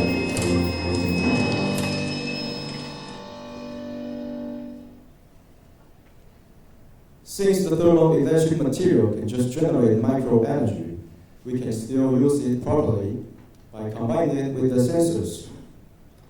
From these figures, we know that most sensors or sirens just need very low energy, and this module can provide sufficient power for their operation.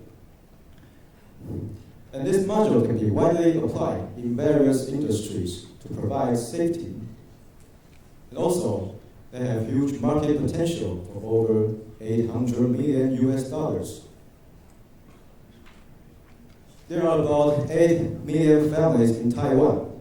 If all these families use our module, we can save about 56 million kilowatt hour per year, and also reduce carbon dioxide emission for about 38 million kilograms per year, and decrease the battery usage. In conclusion, our module can provide safety, reduce battery usage, and produce zero carbon dioxide emission. In other words, our product is environmental friendly, huge carbon potential, protecting your family is safe. We can provide you better life. Thanks for your attention.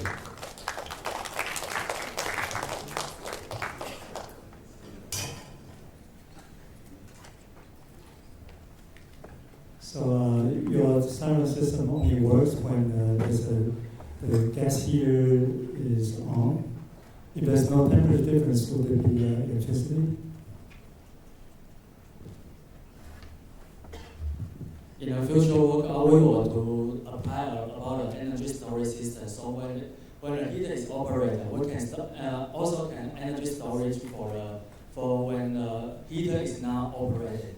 So even the heater is not operated, we also can use the energy storage system to make it operational.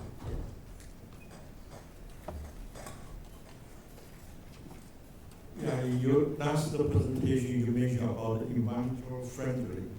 Can you add more comments and more data information to indicate which is environmental friendly? Okay. In the main goal of our project, we want to decrease the battery usage because most of our gas siren need the battery. So we want to decrease the usage of battery. Also, we use thermoelectric material. Its lifetime is very long. So compared with the battery or another types, we can the lifetime of our products is compare another product is our product is very low. Lifetime is very low. So in the environmental friendly way, the main goal of our product, we want to decrease the battery usage and produce a zero carbon monoxide. Yeah. So there are many micro electrical generators being developed like your system. Some use some microwave collection for generating a battery, generating electricity, etc., etc.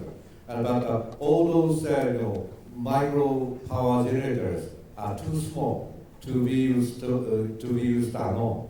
So the one idea would be to store all those micro electricity into some battery, right?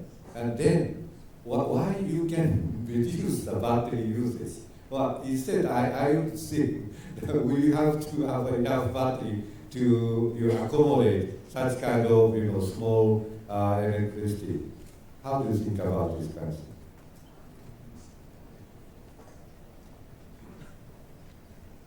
I'm sorry, your question is talking about how do we decrease the battery usage? I'm sorry. So, for example, small power generators, yes, like yours, are very unstable and too small to be used independently, right? One by one. So one idea is collect all those kind of small chunk of electricity and store in one battery system. Yeah. Right? Then for later use, we can use that. Then in that kind of scenario, then we have to introduce many batteries in our lives, not reduce the battery usage. Okay. In a present gas siren, there have to plug in 3 batteries in that. And maybe we have replaced it within 3 or 4 months. And in our system, in our future work, we want to apply the energy storage system. Yeah, the battery is one option for ours. Maybe we will, in the future work, we will develop some renewable energy storage system for these systems. Yeah. Great. Thanks for your Q&A. Yeah. Thank you very much. Thank you again for National Taiwan University.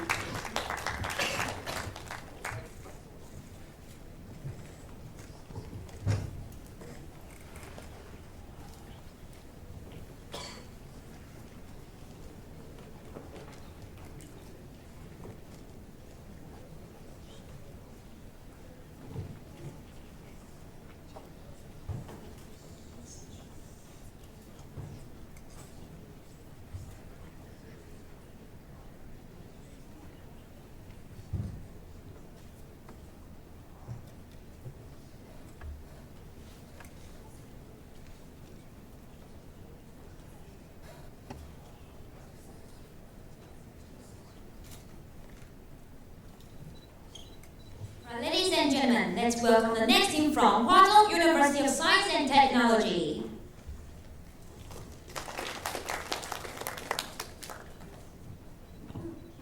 Honorable Professor and dear students, I'm Wang Xiaoman. I'm Gong Jie. And we are sophomores from Hua Zhong University of Science and Technology. Today we feel so pleased to be here to present you with our newest work by axial auto-control solar tracer with zero energy consumption. And our presentation is divided into 5 parts: background, a process, analysis, prototype, a novelty, and prospect. Well, for starters, let's talk about the background of our design. As is universally acknowledged, when the sunlight is vertical to the solar panel, the energy transforming efficiency reaches its site. However, it's not always the perfect angle because of the constant movement of the sun. So this is where the solar trackers come on stage. And in most current solar power generating systems, solar trackers are adopted mainly in 2 ways. One is by using electricity directly, and another is by using a pneumatic system. Either way, they require auxiliary power. So how about coming up with a device that minimizes the consumption of energy to 0? How about using solar energy to track the position of the sun? How about using PCM, aka phase change material, to store the energy and drop the tracker? And this is where our idea comes from. Now we are going to show you how it works. For example, when sun is on the left side of our device, the heat collector on each side will accept different amount of light, leading to temperature difference of the two. Activated by the different amount of heat, the refrigerant inside the heat collector will expand to different extent, leading to pressure difference in the cylinder, transversely placed in the middle and each end connected to each side. Of course, then the piston in the cylinder will move to find the balance of the pressure. By using the linking system, we can convert this movement into the rotation of the panel and therefore track the position of sun. And this is our visor. It is used to control the heating of the collector by shedding sunlight from a certain angle. We adopted wood panels that are 45 degrees to the horizontal line, and by placing 2 of them bilateral symmetrically and another one on the top, we managed to track the position of the sun simultaneously. And the 45-degree visor is of great importance in our device. By taking advantage of the angle 45, we can ensure that when sun is deviating from the middle, different amount of light can be accepted, as is shown in the picture. And the 2 heat collectors on the screen refers to the 2 heat collectors on each side. For example, when the sun is on the morning side, you can see on the right hand. For the left one, most of the light will be blocked by the visor. However, for the right one, the light can go easily through the visor into the heat collector, and here, turning red, the sign of turning red, we refer to it as being heated. Then, when it is the afternoon, the sun is on the middle, we can see that the 45-degree visor enables all the light to be reflected back into the environment, which means the heat collector inside will not be heated at all, which keeps the balancing pressure, and this is what we call the equilibrium position, the ideal position. And as time flies by, now we come to the evening size. However, this mechanism works exactly the same as the morning size, so we don't repeat it anymore. What we want to say is that from dusk to dawn, our device will always have the best solar acceptance the whole day. However, as the refrigerant is not allowed to pass the customer, so we're not able to perform the experiment right here. But don't worry, we prepared a video. Oh, sorry, there's some mistake. And this is the simulation experiment we conducted earlier. And in this case, we compare the heating light to the sun. And as you can see, this side of the heat collector is heated, and the refrigerant expands.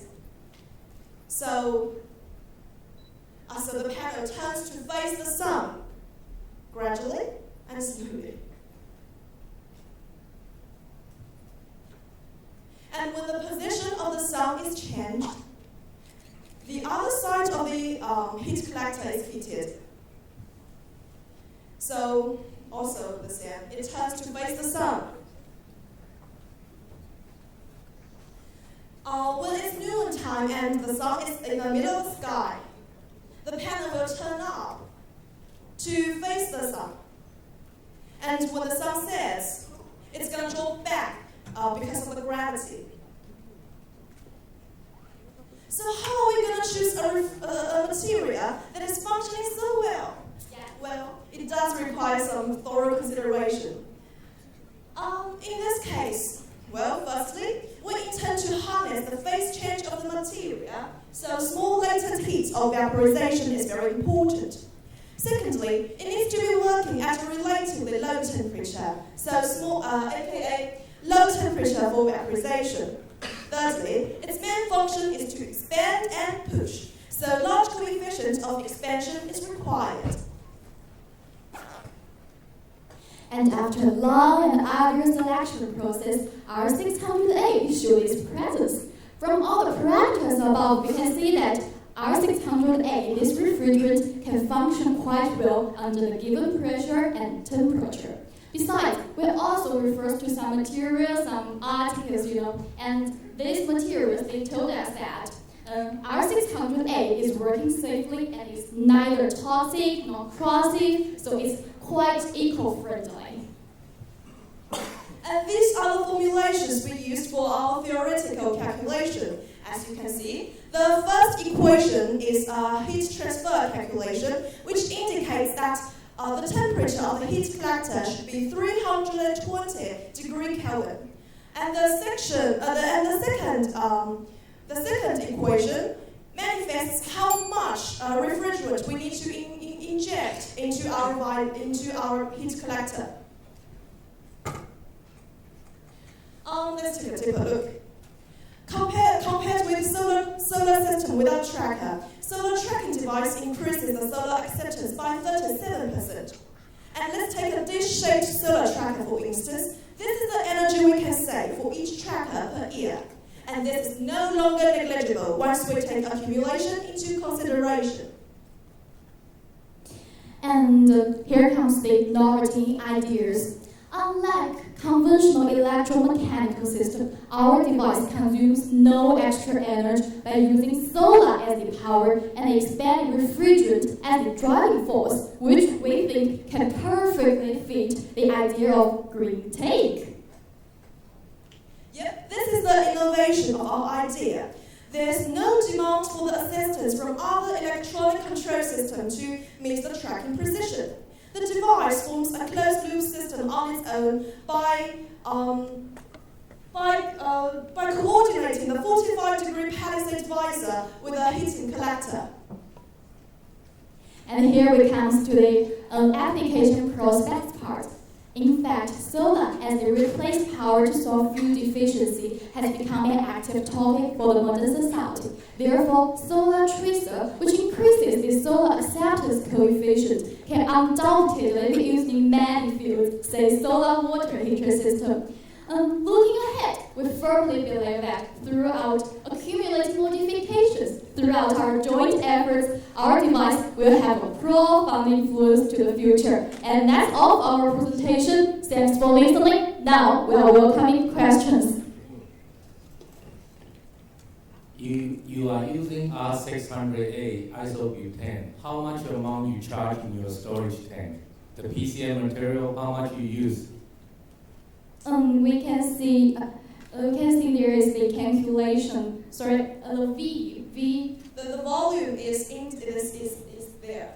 Yeah, there's a range. The first volume is 1.615 means that the bilateral tools should be invested that much, and the second is the one on the top. Okay, one reminder you should know, the refrigerant R600A is not totally safe because it's flammable. So under different temperature conditions, you should be careful of that kind of material. Okay? Yeah, thank you. Thank you.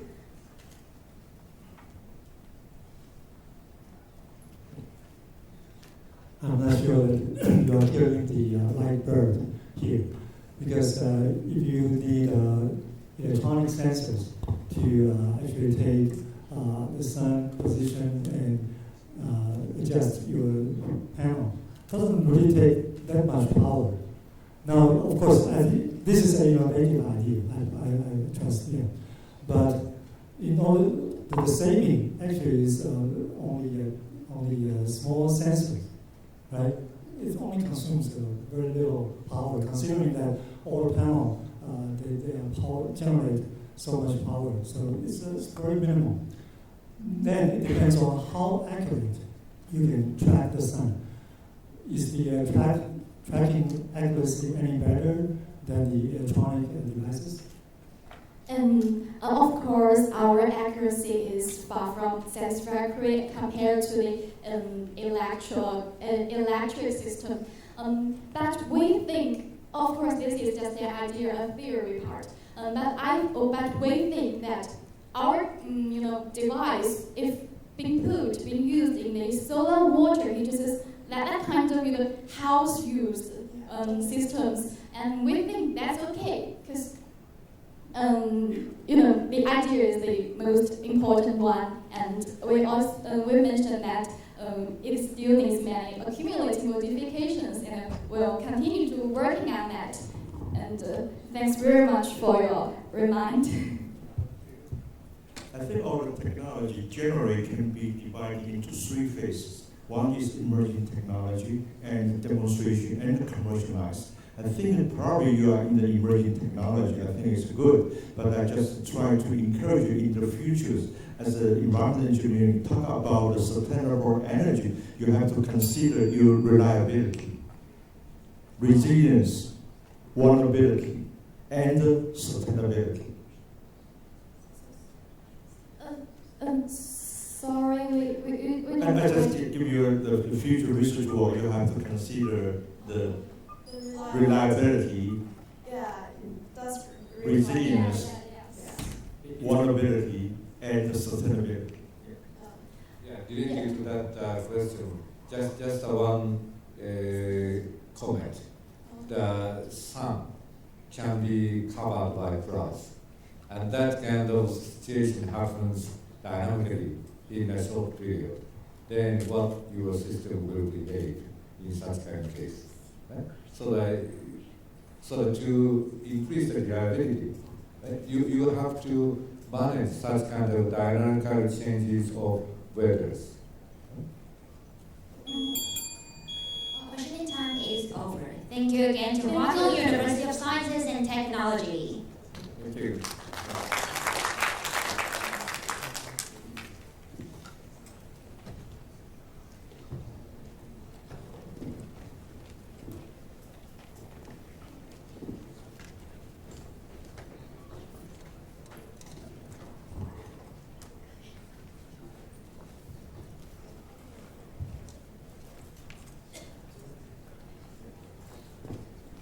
Well, ladies and gentlemen, let's welcome Tsinghua University. Good morning, everyone. We are the team from Tsinghua University, and today we stand here to present our idea about energy and environment. This is our topic about electrochemical system used for sewage treatment and simultaneous nutrient recovery. This is the content of our today's talk. This picture in the theme of the end of the world passes on serious international concern since the start of the Industrial Revolution, global energy crisis, and serious environmental pollution. Actually, in China, the environmental problems are also very serious. Water pollution and shortage crisis has influenced a lot on people's health and the development of society. There are 4 major pollutants in wastewater, and the eutrophication has also told us it is also important to focus on the recovery of phosphorus and nitrogen. In China, the most widely used technology for treatment of wastewater is biological technology. However, it consumes a lot of electricity through this process. Therefore, we think it is another kind of pollution effect. Now, I want to introduce you a new and green technology here, bioelectrochemical system. This system is very unique because it can convert chemical energy of organic waste into electricity or other chemical products. The most important advantage of this BES is there is no extra electricity consumption during this process. As noted, the COD in wastewater can be removed through the BES. So we only need to think about how to remove these 3 ions out of the sewage. And people have recognized wastewater carries 3 times of energy as treatment might. So maybe you have already thought about using the energy in wastewater to remove these ions out of the sewage. And unfortunately, the internal electric field of BES gives us a solution. In terms of the background, we firstly proposed a new bioelectrochemical system here. This is a sketch map of the system, and this device contains 2 parts. The first part is microbial nutrient recovery seal, and it is also the most important and core design of our system. The next part is two-wire system. The whole system is totally different from previous BES. And now I want to introduce how it works. This is a picture of microbial nutrient recovery seal, and the wastewater is imported into the anode of the reactor. The organic compounds are oxidized by the microorganisms attached to the surface of anode. During this process, the electrons are released and moved to the cathode through external circuit. This movement also produces an internal electric field in the NRC. Therefore, the orange and the blue lines on the screen represent the ion exchanging membranes, and forcing by the internal electric field force, the phosphorus and nitrogen ions will migrate from the wastewater to the draw solution in the medium chamber. And when the concentrations of the medium chamber solution reach a certain level, the solution will be imported to a two-wire system. And in this part, phosphorus and nitrogen will be sedimentalized in the form of two-wires. And after all of these procedures, the water becomes clean. The valuable products are gotten, and no extra energy consumption is needed. Then comes to our experiment time. Here is our experiment method. Now I want to talk about the result of the experiment. The first one is an NRC construction. When the construction of NRC was finished, the reactors will start up. And from this startup curve, we could know that the output voltages of the 3 reactors had an obvious increasement since the second day, and stable at 400 and 500 millivoltages after the 30th day. This result told us all of the 3 reactors were already successfully started up, and we could go on our experiment now. Then we made a 24-hour experiment for an NRC. During the test, we tested several chemical indexes, and the changes of them are demonstrated on the screen. We also tested the final concentrations of these indexes, and these figures indicate that after the treatment of an NRC, the quality of the final effluent have met the demand of National Wastewater Discharge Secondary Standard, and our idea of an NRC is totally valuable and it can work very well. Then we imported the draw solution into the stream-wide system, and this experiment told us in the long-term and repeating experiment, we can stably obtain the qualified effluent and valuable products. Now, maybe you will still have some problems, such as what underlies the significance of this idea. To solve this problem, we made a life cycle assessment of wastewater treatment plant, and the whole process is divided into 3 parts. We also summed up 5 aspects, which shows us the effect of wastewater treatment plant to the environment during its life cycle. Let's make a simulation. The first step is construction, and then comes to the operation stage. In traditional operation mode, the wastewater will be flowed into anaerobic and aerobic biochemical groups in turn. Through this process, the air blower will offer a great amount of oxygen, which consumes a lot of electricity. And if these procedures are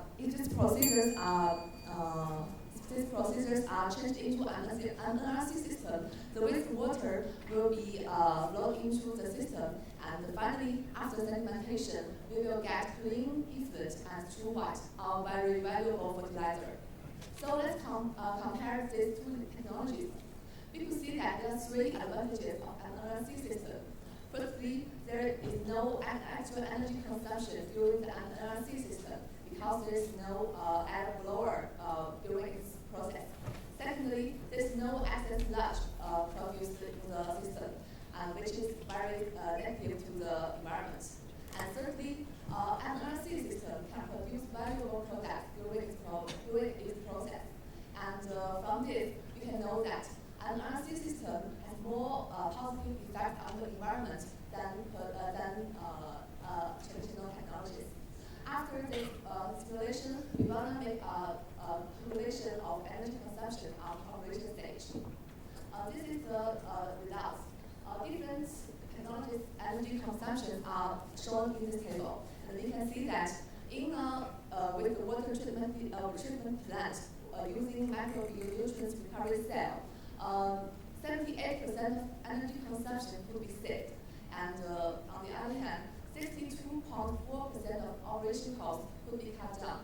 So those results of experiments and calculations indicate that our idea of this NRC system is totally valuable and it's very significant to the energy crisis and the water pollution. This is the content of our idea of an NRC system. And we know we still need to do a lot of work to finish it and to use it in the real life, but we will keep on working it. And finally, we want to say thanks to WeChat because it gives us a very good platform to communicate with others. And that's all. Thanks for listening. I think your presentation covered lots of technologies, including the microfuel cell technology, nutrient recovery technology, also life cycle assessment. So it's not easy to do this. So I'm just curious about the 3 things. One is you're using the synthetic wastewater, right, to do your experiment, right? So this is the thing. And secondly, have you found what will be the predominant microorganisms in your system? The third one would be, have you ever calculated the nutrients purities? For your for your experiments, I think you only measure the ammonium nitrogen. You know, the nitrification, denitrification, we have organic nitrogen, total nitrogen. So the nutrients is quite complicated in the system. Also, you mentioned about the total force, total phosphate. We have orthogonal phosphate. So that's different components in nutrients. Last one, you mentioned the life cycle assessment. For the engineering experience, they want to use life cycle assessment to estimate the risk, the environmental impact. So I don't know, have you done any study in this area?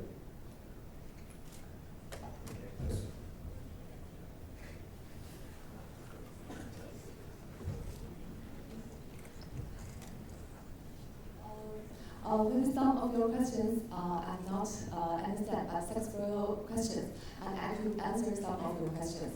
Firstly, about the life cycle assessment. There are some studies about life cycle assessment of wastewater treatment plants. It is true because in LCA we want to know the effect of wastewater treatment plants to the environment. Maybe the economic effects or environmental effects. So this method it has been used in environment. It could be used in environment. And maybe one of your questions is how the microorganisms work. Yeah, the nutrients, the purity of the nutrients for the nitrogen and the phosphate. The purity. If you try to recover the product, then you have to know the purity, the impurity. Synthesized by people, by human, it's not natural. But we have tested its structure. It's the same with the natural products. Thank you for listening. No, thank you. Yeah, I think that's the end of the Q&A section. Thank you very much. Well, thank you to Tsinghua University. Ladies and gentlemen, this is the end of the first section. Now let us have our short break. Before leaving, may I have your attention, please? For Team 10 from school, Russian Academy of Sciences, please come to the waiting section and be ready for your next presentation. For Team number 1 to 7, 19 to 22nd, we invite you to enjoy the lunch at the 11:30 on the B1 floor. For Team 8 to 18, we invite you to enjoy the lunch at the 12:30 on the B1 floor. We will continue our competition in the next 10 minutes.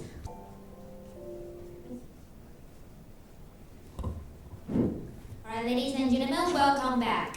Please be seated for our next section. Now we will conduct the second section. It's now my pleasure to invite the next team from Russia Academy of Sciences.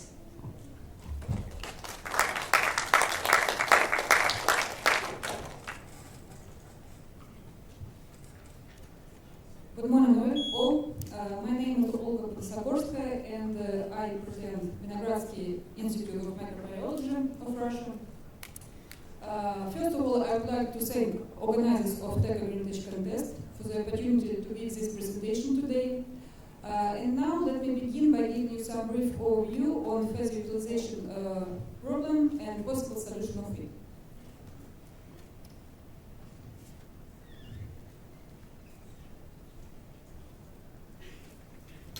So what is the phasers? Phasers are composed of beta-carotene, which comprises long polypeptide chains that are linked by disulfide bonds. It's a soluble macromolecule which is resistant to the activity of non-specific enzymes and requires the secretion of specific extracellular ones that are called keratinases for biodegradation to occur. Also, keratin is very rich in amino acids, including essential ones, for example, like lysine. And at the same time, worldwide poultry processing plants produce millions of tons of feathers as a waste product annually. At the same time, keratinases have multitude of industrial applications, such as feed, fertilizer, detergent, resin from pharmaceutical industries, but unfortunately not in the feather utilization process. Today's methods of feather utilization is as follows. Traditionally, feather size generators or disposal at waste disposal sites. Of course, you understand that these methods are not optimal and generate greenhouse gases. For this reason, currently some industries produce feather meal by steam pressure cooking, which requires high energy input, and in addition, hydrothermal treatment results in destruction of essential amino acids and has pure digestibility and low nutritional value. So in this respect, microbial degradation of feathers into feather meal has been important. Today it's known that keratin waste can be efficiently degraded by fungi, actinomycetes, and some zoophilic bacteria. Keratinases from fungi have long been well known due to their pathogenic nature and harm caused to humans. That's why current researches are centered on the potential use of keratinases from non-pathogenic bacteria for the industrial treatment of keratin-containing compounds and production of economically useful keratin products. So new microbes are being looked upon for efficient degradation of feathers.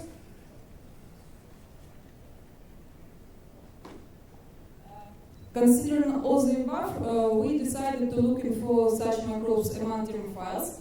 Thermophiles are microorganisms that are optimally grow at 50 Celsius degrees and above, and therefore they are absolutely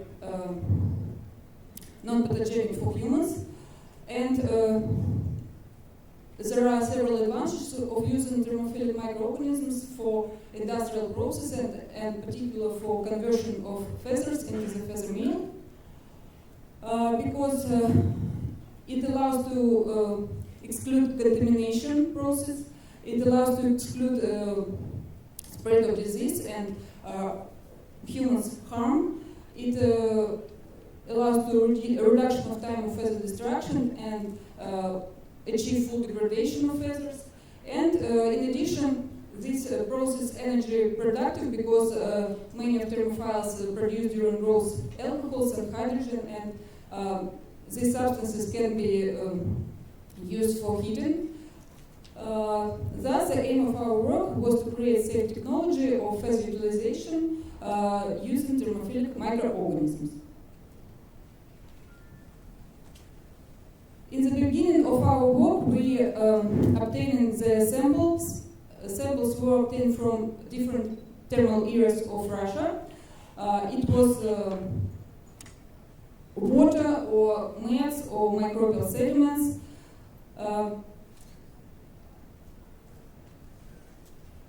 Enrichment cultures were obtained using anaerobic or aerobic medium with crude feathers as a sole source of organics for microbial growth and incubated at high temperatures. And as a result, we achieved 15 positive enrichments, and in enrichments where obvious feather degradation were observed, we was cell-associated ferments. It was inducible.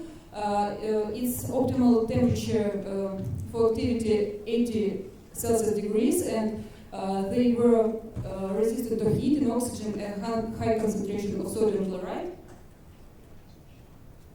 And then we try to scale up this process into large flasks, and then in fermenter, and last by this strain was achieved only 1 day.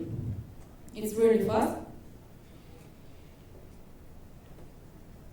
And now we established cooperation with, thank to my colleagues who unfortunately couldn't be here today. First of all, Professor Елизавета Bonchis-Smolovskaya, the head of our laboratory, and of course my young colleagues who participated in this research, and of course thank you all for your kind attention.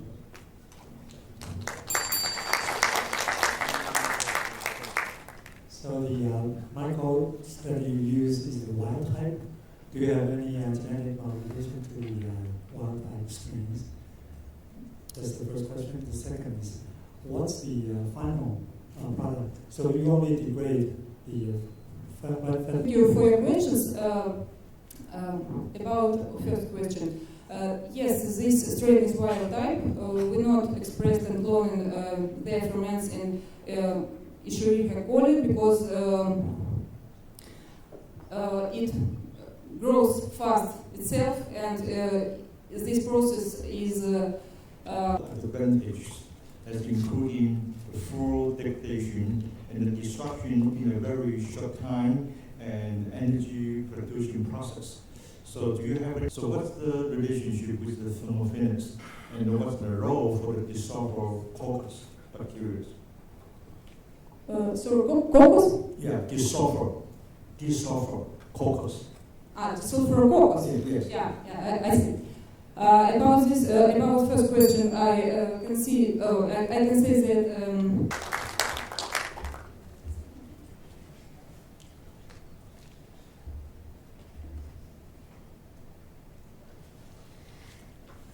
Next, let's welcome the Team 11 from Xiamen University. Good morning, everyone. Today is my great honor to be here to introduce our project, Energy Stable Silica Aerogel Glass. So we are from Xiamen University.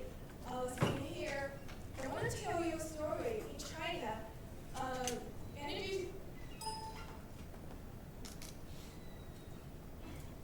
beauty energy consumption can occupy 27.6% of the total energy consumption, and the energy through doors and windows can occupy 14 to 15% of it. The number is huge enough to be equal to the 2 Sanxia hydropower stations' contribution every year. So, ways to improve the capability of the installation are desperately wanted so as to save more energy. Let's focus on the glass market. There are 2 main technology installation to techniques installation glass. First, we use hollow glass, but it can because it's stringent requirement for solid technology and its primary cost, preventively being widely used. And on the other hand, we use low-E glass, pastel glass, and reflective glass. But it cannot also diminish the conductivity as well, will it reduce the thermal radiation. So attracted by the great amount of the energy saving, we aim to provide a new type of synthesis and techniques to aerogel glass. What is silica aerogel?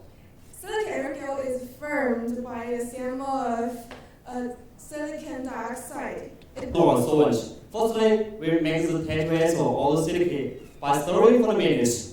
We employ acid base as 2-step preparation for silic salt. That is promoting the hydrolysis on the acidic condition while promoting the polarization on the dry condition. So that is stand for pure time waiting for tetraethyl or silicate. Hydrolyze to the fluids. Then we add the mixed water, ammonia, and ethanol to the mixture to achieve a certain occasional salt. Then we fill salt into melt and let salt into gel at room temperature. Then we put it in aged liquid and modified liquid for 1 day in order to make the gel continue to grow in change solvent and modify the gel.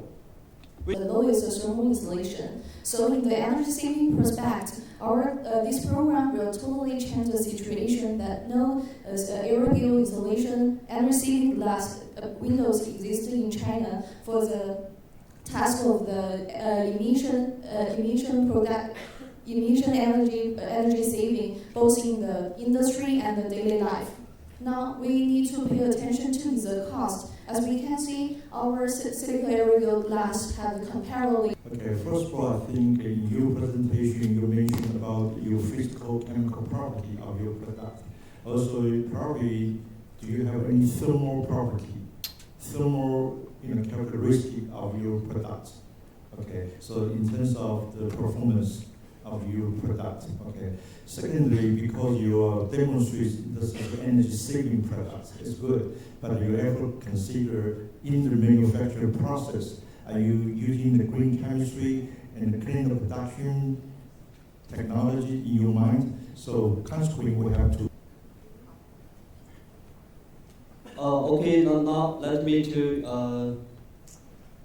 Our CPA do have a very fashionable installation effect. That is the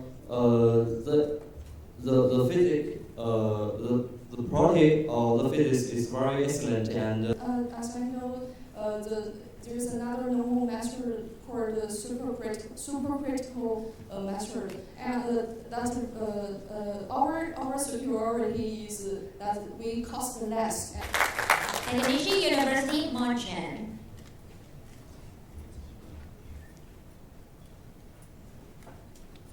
Again, welcome our Technician University, Monchen. Good morning, everyone. Today we are representing the Faculty of Architecture of the Technical University of Munich.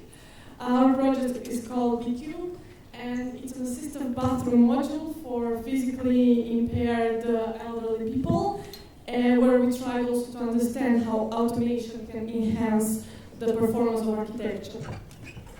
So, as we all know, the elderly population is constantly increasing due to increased life expectancy, especially in Western Europe and Eastern Asian countries, including Taiwan.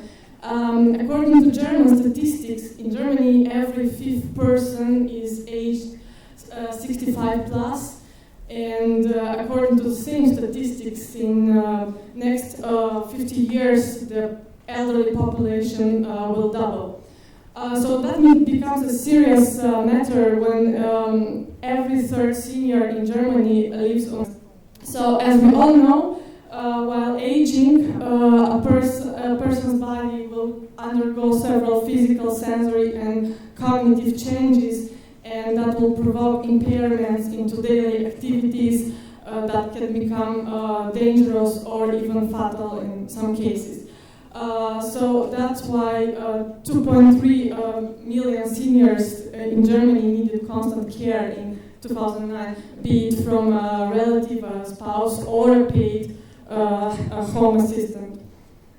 So if we speak about the conventional bathroom environment, what seems to us now comfortable and safe might change in time. When we are aging, the toilet is too low, the sink is too high, the faucet is hard to control, the towel is hard to access, and all the normal processes become hard to do. And that's why when we come to need somebody to assist us in doing them. So apart from representing a big financial implication that we have to pay hourly somebody to help us perform activities, it also becomes an physical and emotional burden for both the assistant and the elderly.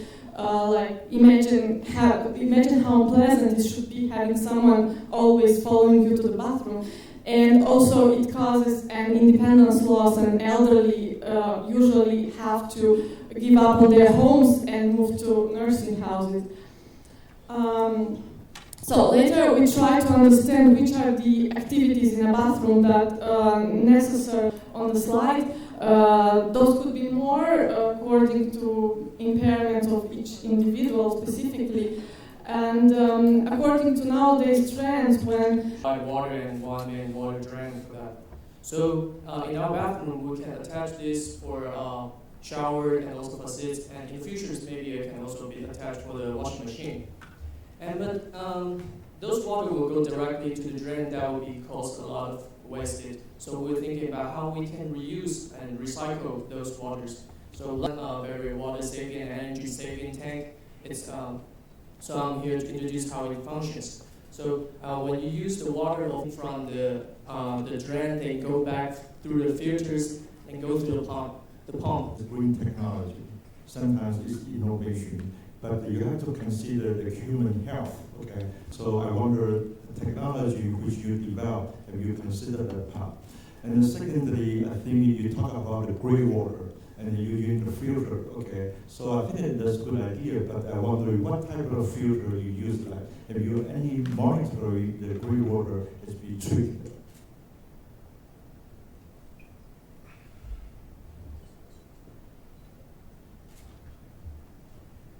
Okay, about the filter, because we already mentioned that. Consulted studies where the elderly actually express what they feel like difficult to perform in the bathroom or what they find dangerous. So based on those considerations, we adapted our design accordingly. Has some multiple functionalities. So then how you can coordinate or estimate the global optimal design? Let's welcome the next team from Harvard Institute of Technology.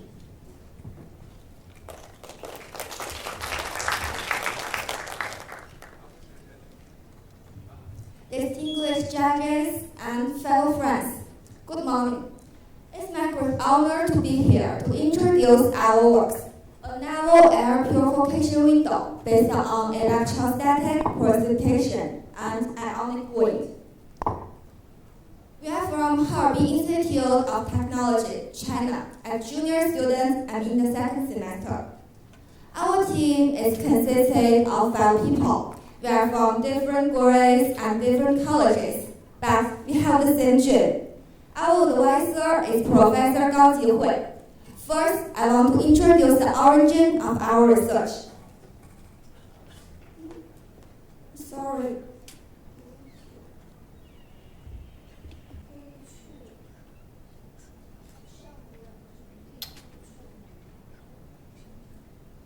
I'm sorry.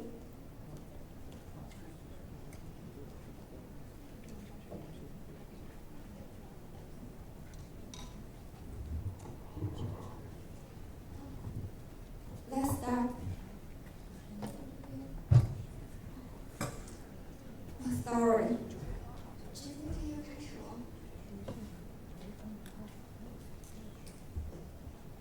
I think hate is a strange word to you. A serious hate fire surrounded China in January 2013.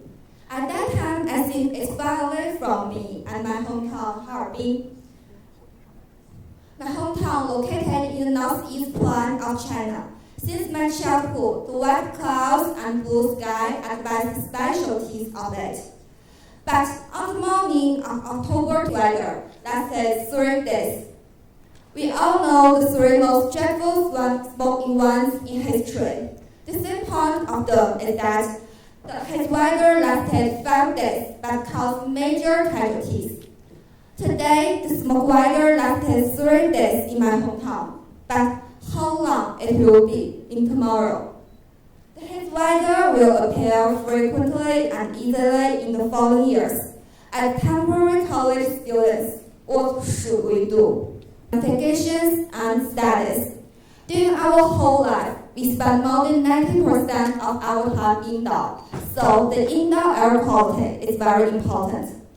In China, nowadays, there is a wide variety of air purifiers in the market. They can filter the tiny particles in the rooms, but the air purifiers will be out of work when rooms ventilate properly.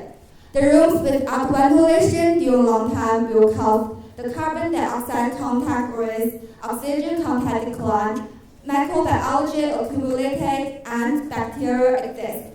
So, the natural ventilation is essential. We need a device which can complete the ventilation and the purification at the same time. If ventilation wind is not fresh, then we think of the window. We all know window is the most convenient and environment-friendly way to realize ventilation. We want to make such an air purification window. Our dream is that people can breathe the fresh air even during the hot weather. Here I will show you. Here.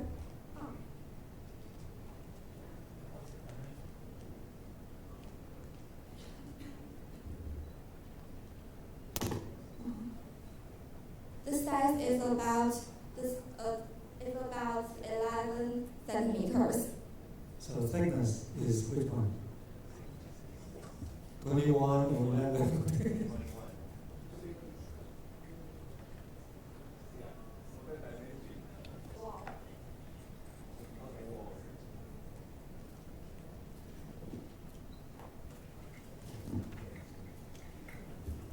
Okay, I just have two questions.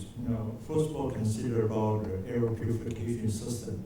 In general, with indoor air quality, so we have to remove the bacteria, the VOC, and the fine particulate like PM2.5. So, do you know the Dodge equation?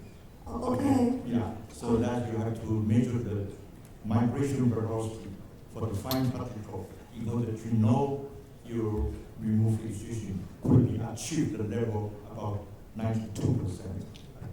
Okay, thank you for your questions. We don't consider other parts, such as the material and bacteria. So the thickness of the air purification window is come from the heat weather. So the time passed, we concentrate on the PM2.5. So we not measure other days. Lomonosov, Moscow State University.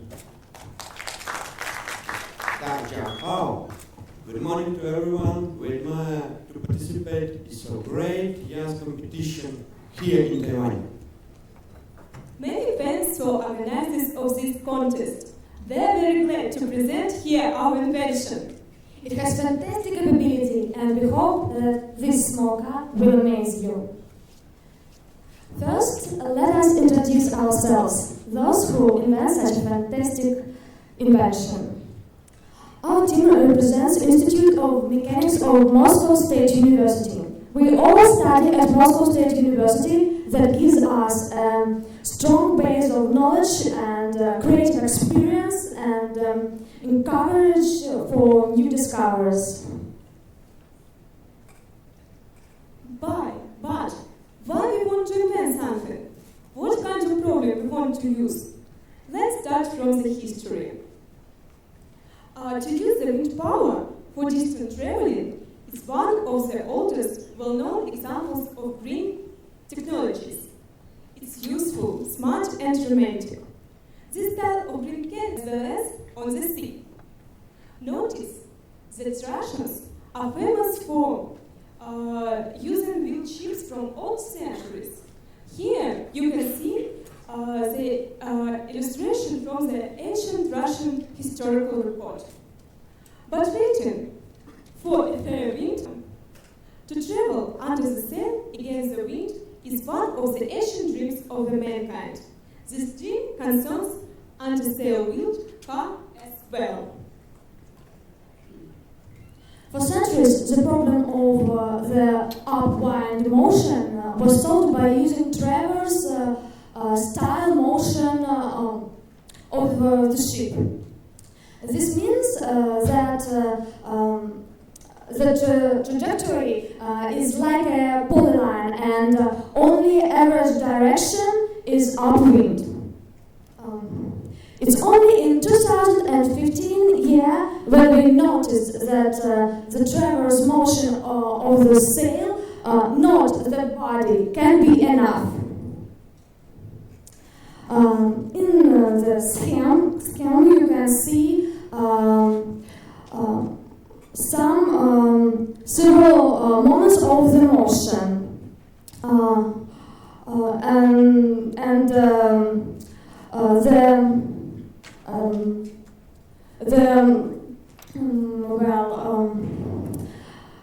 the direction of aerodynamics, L is the life force and D is the drag force. Lift force produced by the wind flow and maintains the travel. We suggest to transmit rotation of the floor wheels to rotation of leading wheels of the wind car.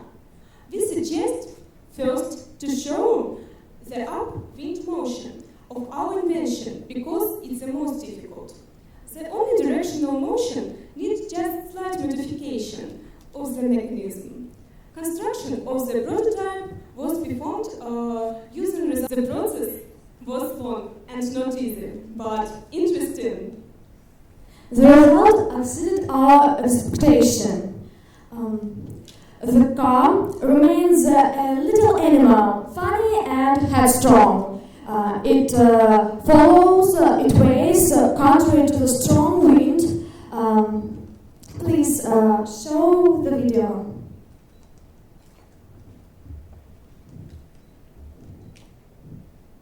No. May. Thank you. Here you can see the car moving in the large open wind tunnel of Moscow State University. The wind speed at this test drive was about 7 meters per second. Okay, it seems that the car struggles with the wind and fights it, but in fact the wind produced the only power source of... Okay.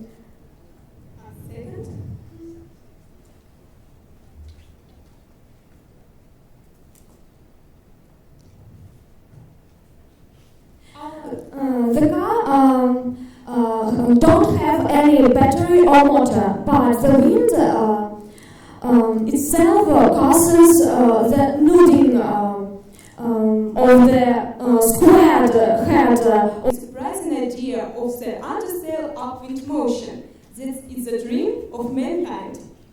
Combination of these two ideas opened a lot of areas of application of our device, because its abilities are so new for green power vehicles. We suggest the following task where our car is almost irreplaceable. It can be used. This friendly animal is very strong. It can solve the similar problem inside. Our car go against the beach with a cargo. It's without any battery and motors. Wow, impossible, it's possible. It's our car inside of river flow. It's go against a river flow with cargo. Fantastic! Our car go upstream monitoring of gas pipelines. Do you know this place? It's in Taiwan. We hope that our car should be useful as a cable car here too. The main advantage of our car that can be used If you do a test inside the water, in the air it's supposed to be fine. In liquid, in one of the videos, you think the drag force versus the power you generate will be enough? This experiment was in tunnel of Moscow State University, and speed of wind was about 7 meters per second.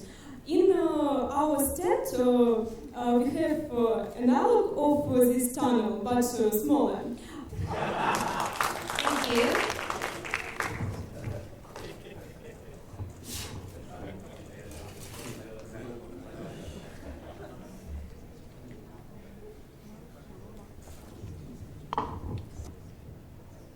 Ladies and gentlemen, please welcome the next team from the University of Nottingham.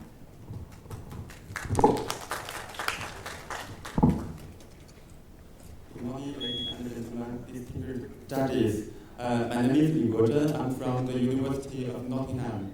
Today we are very honored to present to you a new design concept of anti-PM 2.5 products employing swirly shaped open ducts, representing my team members over there. This presentation will cover the following contents. They are our motivation, the solution, and some products we have developed.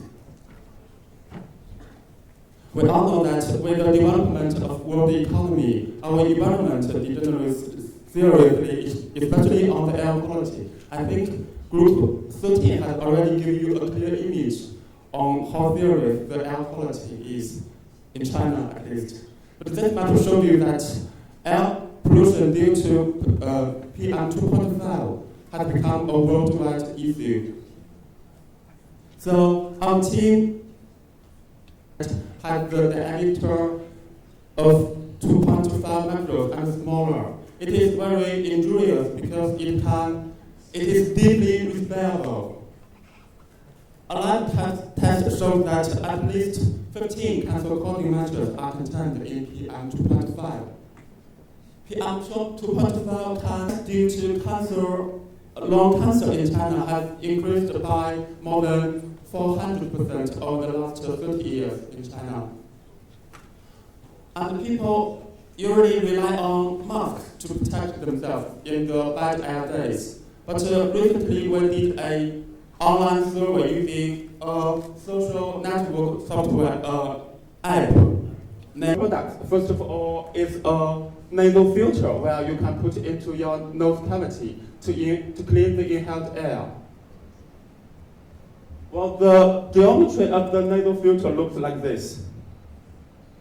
Well, we intend to use this medical use thermoplastic elastomer to be as the material for the substrate. And there to make it more easy to apply and remove from the internal surface, so it can be reused. So this product will be reused. Is first of all, our full mask is very tiny size. It's very low breath resistance. Use it in more occasions.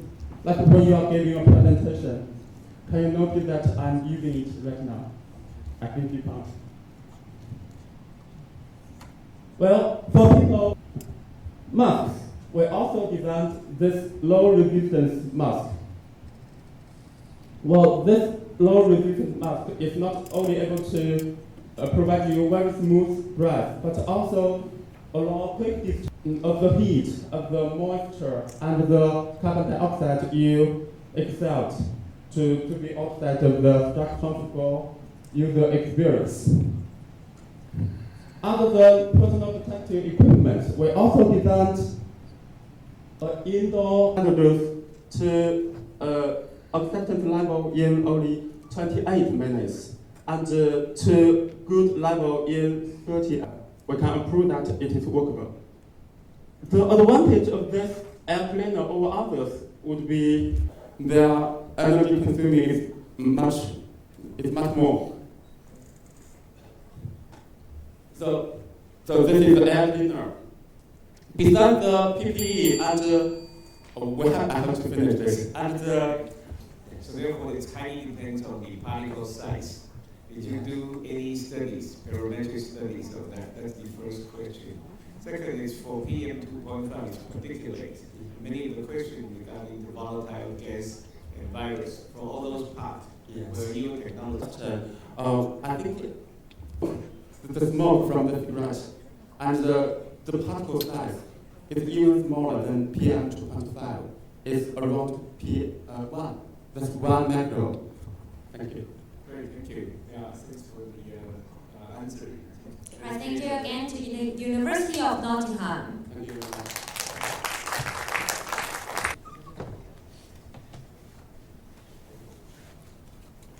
Begin. Let us welcome the team number 16 from Nanjing University.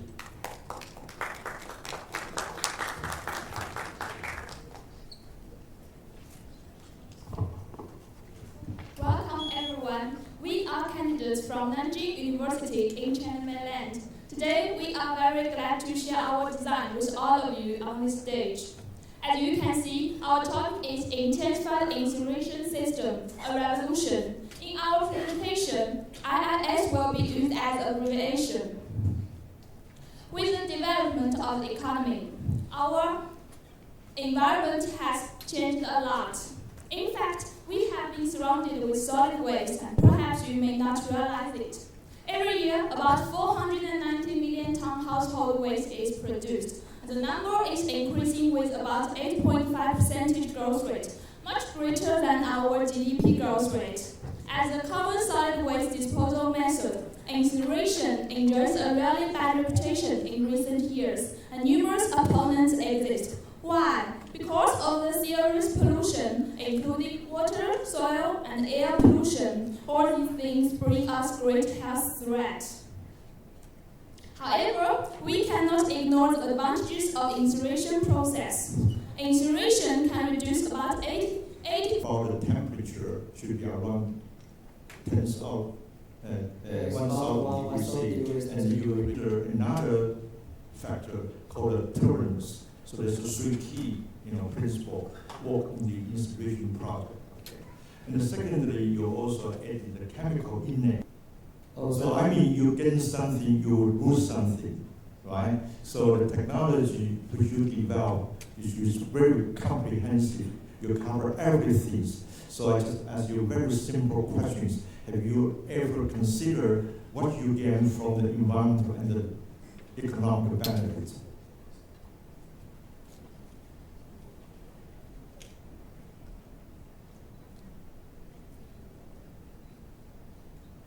Oh yeah, our design is about, we designed this system to make it widely applied in China mainland and in Taiwan. We also do some case in the environment in Taiwan. We designed this system first is to animate the public's concern about the incineration, because this technology is widely blamed for its serious pollution. And about the benefits, we have do some service and investments such as they widely applied about this kind of technology could produce more job opportunities. I like your mobile concept. That is, so you got three patents from your designs, right? And is there any company already adopted? I called upon the last team of the second section from Chalmers University of Technology. Hi everyone, my name is Nicholas. This is Paolo. We represent Chalmers University of Technology and Sweden, and we are delighted to present the case Aquarover to you here now. And hopefully we can get some sort of picture here. We have someone running here.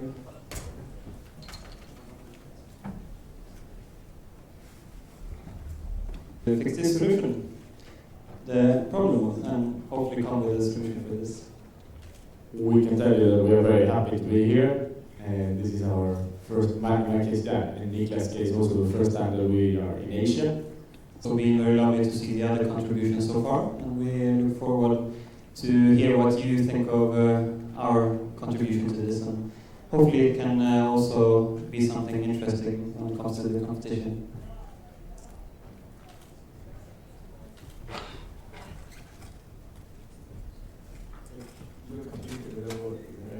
Sorry? You can start your presentation. Lovely. Thank you. Thank you very much. So lovely to have such a long introduction. My name is Nicholas, as I said, and this is Pablo. We represent the Chalmers University of Technology. Not Hitachi. So I hope we have something running here now. So we are delighted to present the case Aquarover to you, and we will tell you how we want to contribute to making smarter, intelligent systems for water infrastructure. So this picture is taken in New York City. It looks exactly the same under the most streets in many cities around the globe. A lot of pipes transporting not only fresh water, but sewage and rainwater as well. There is a great problematic here.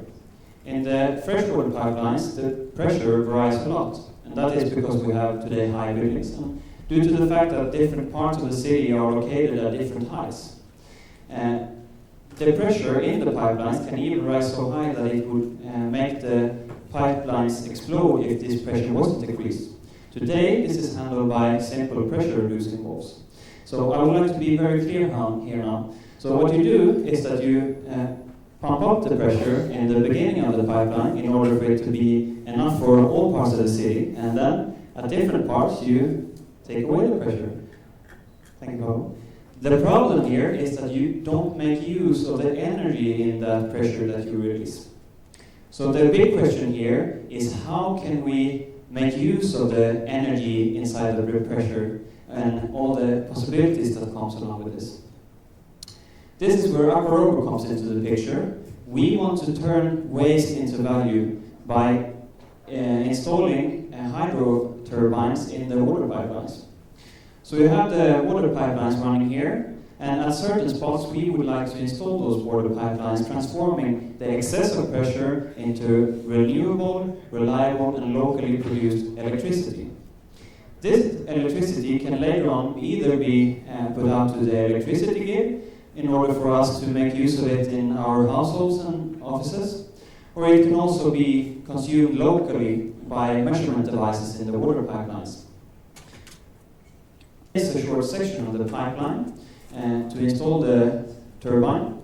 It has an output of in between 1 and 100 kilowatts, a cost in between $1,000 and $7,000 depending on the output, and has a payback time of 6 to 8 years for our customer. Now, this technology is patented by us, and it has some specific features that makes it extra suitable for this very application. So the turbine has multiple steps with good features to operate in this environment. So to give you a good sort of glimpse on how important this is and how our customers really want to see this product on the market soon, we have made a market survey for some countries in the European Union. And if we aggregate this to a European Union level, we can see that over 300,000 turbines can be installed to transform the excessive pressure into renewable electricity. Estimations in mind. There are of course a few other companies who would like to be a part of this new market too. So we have identified 2 different companies. Also, this technical development in the spring this year, which is of course based on the patent. It was made by 2 master students at Chalmers University who were at the product development program. And so I unfortunately I forgot the name, but there is some similar approaches. Thank you.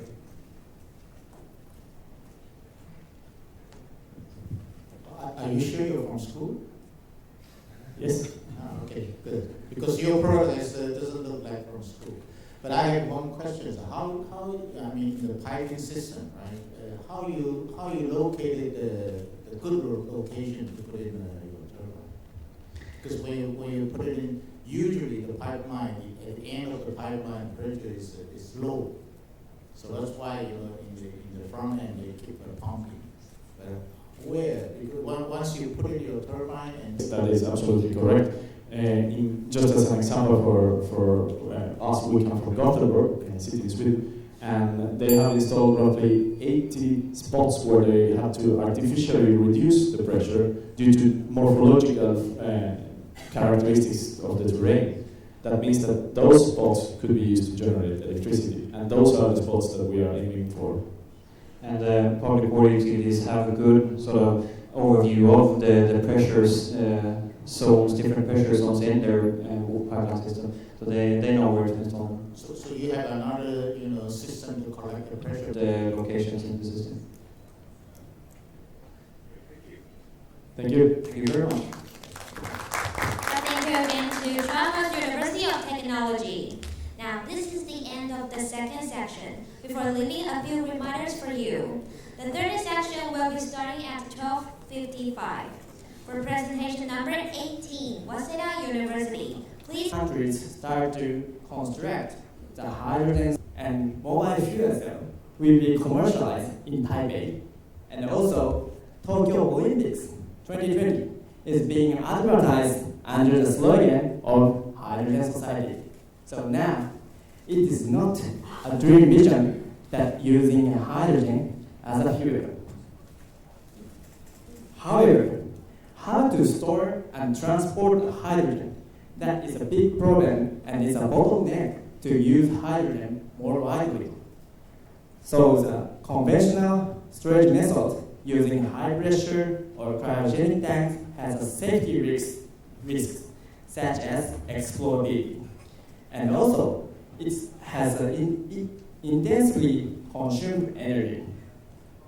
And furthermore, these safety issues will become more serious when the hydrogen society will be expanded to the place near our houses.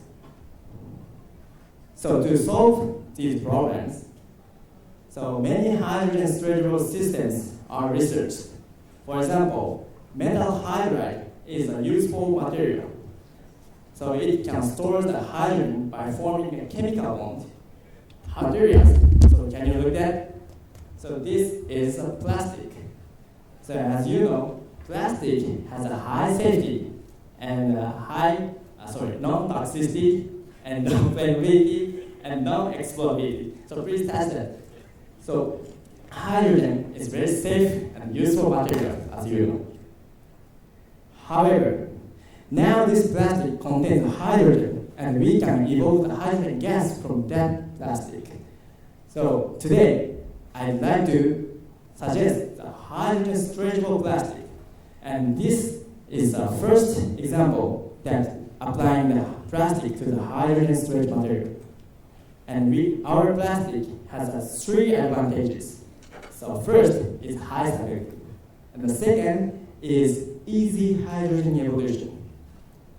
We can evolve the hydrogen gas from that plastic by simply warming 80 degrees in water with catalyst. And the third advantage is we only use low electric power, just 2 volts, and water to store the hydrogen into the plastic. So why our plastic can store and evolve the hydrogen? So we use hot water, and we pour hot water to the beaker, and the temperature is about 80 to 90 degrees. And we put in a small amount of catalyst into the solution. And at this time, of course, hydrogen sensor does not alert because there are no hydrogens. However, this is a hydrogen storage plastic.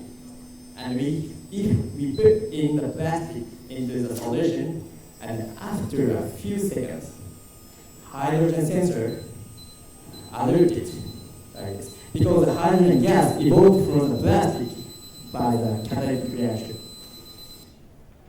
And also, we declare that and just warming to evolve and store the hydrogen. And these advantages is appropriate for the small-scale facilities. So we believe that our materials would be used in our houses to store the surplus electric power produced by the solar panel on the roof and build a comfortable and efficient living with renewable energies in the near future. So thank you for the kind attention.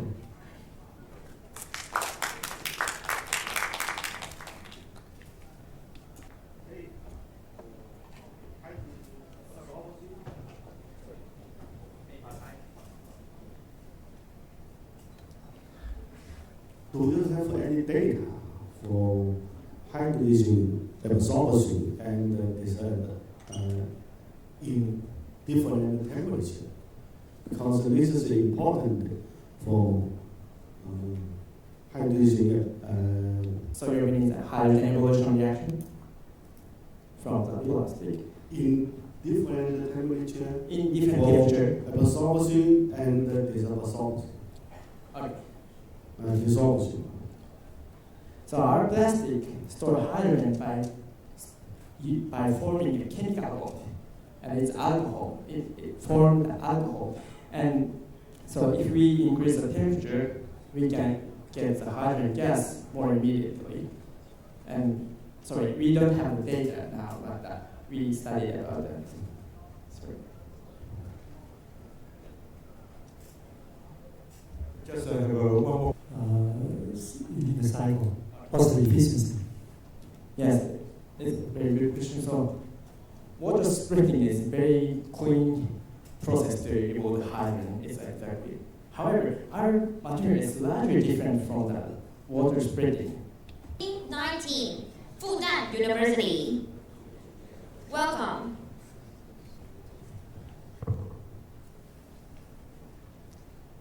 Honorable judges, distinguished guests, ladies and gentlemen, thank you for being here today, and we are really glad to share our work with you. And now let us introduce our work to you. That's household wastewater advanced treatment and recycling device. Here's our team. Our advisors are Dr. Song and Dr. Li, and they are our members, Zhiwen Wang, Xinchen Lu, and this is Li Xiaozhang. So what's our primitive creation motive? Many regions are now facing water shortage, and in my hometown, we also experience water cut off once in a while. Not to mention those countless areas around the world with severe water shortages. For them to take a bath is a really harsh problem because they cannot afford to use such a large amount of water and then see them go into sewage system. The amount of shower water now contributes actually 30 to 50% of the domestic sewage stream in China, and the daily main use can reach 30 to 80 liters. Which helps advance oxidation processes. And also, we have the second point is that we separate shower water from other types. There are several types of wastewater according to its features, and we just only use the shower water, the much clean one. So it benefits, our treatment benefits to the, with the limited time, we have introduced the treatment briefly, and that's all. Thank you.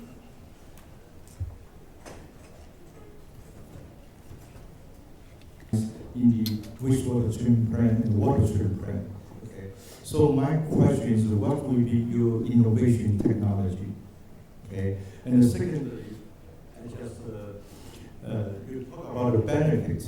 You have a low cost and a low volume. Okay. And also you try to use the shower water can be recycled, reused as a drinking water uses. So have you considered about the piping system, all the safety, security concern, and consequently you think that it still be the low cost? You know, usually you have a big wastewater treatment plant, but in your presentation you just like household. So that means each customer they have to use the technology which you developed. To think that this could be cost-effective solution. So I have two questions for you.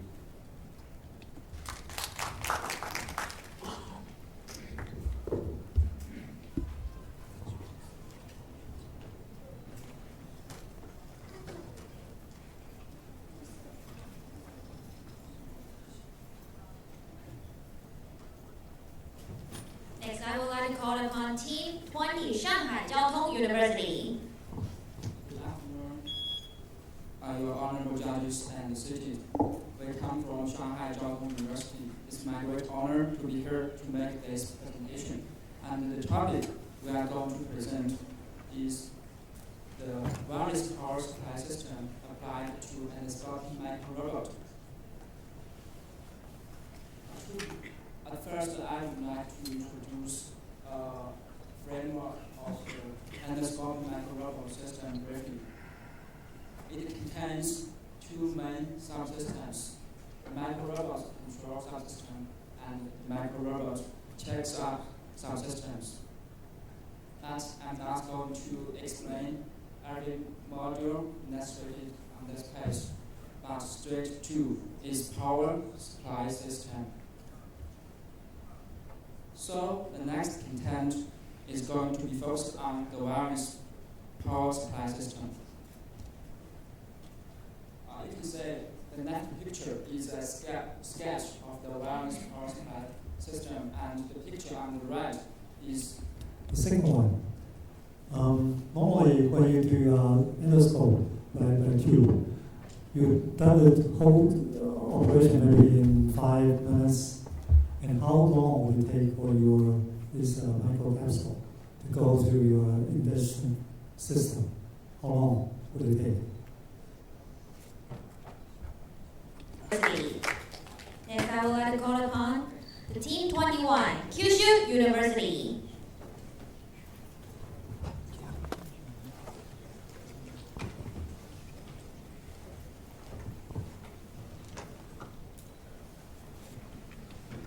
Right, ladies and gentlemen, welcome again, Kyushu University.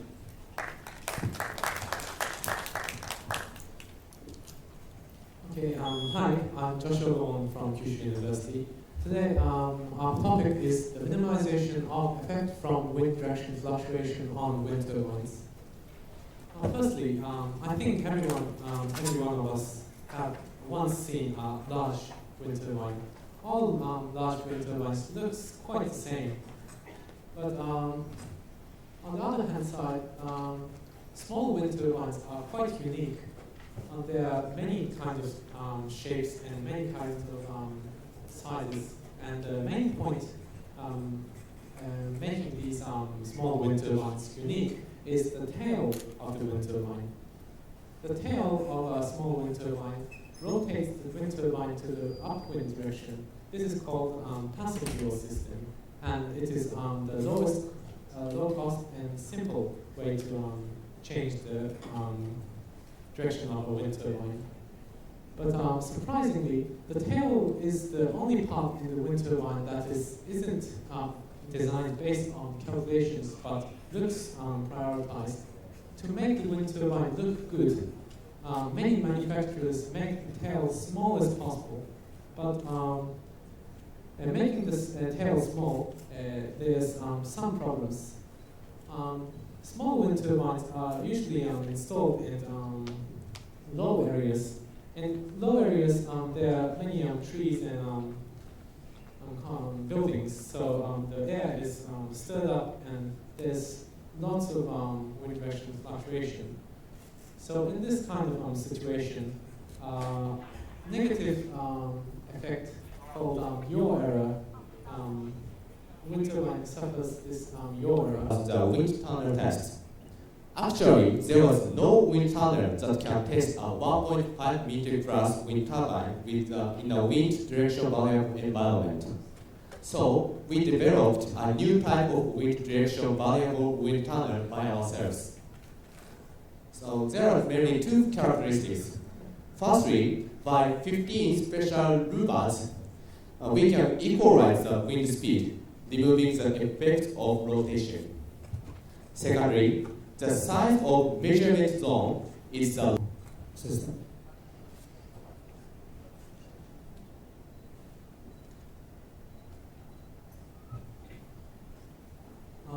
About non-symmetric tail, when the wind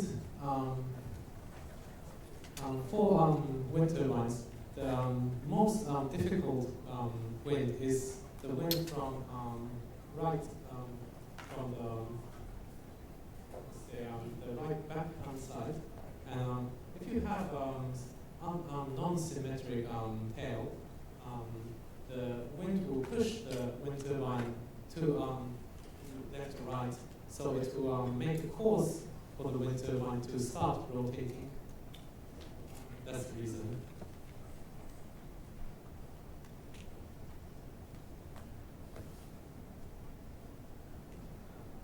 So as you said, in the lower location, the airflow may become very, very complicated, can cope with. You what I said? So, of course, some About that question, we had some tests before this survey, and in the test before, we have tested the wind turbine in about 5 kinds of places, like just behind the building or in our presentation will be divided into 4 parts. First, let's take a look at the background.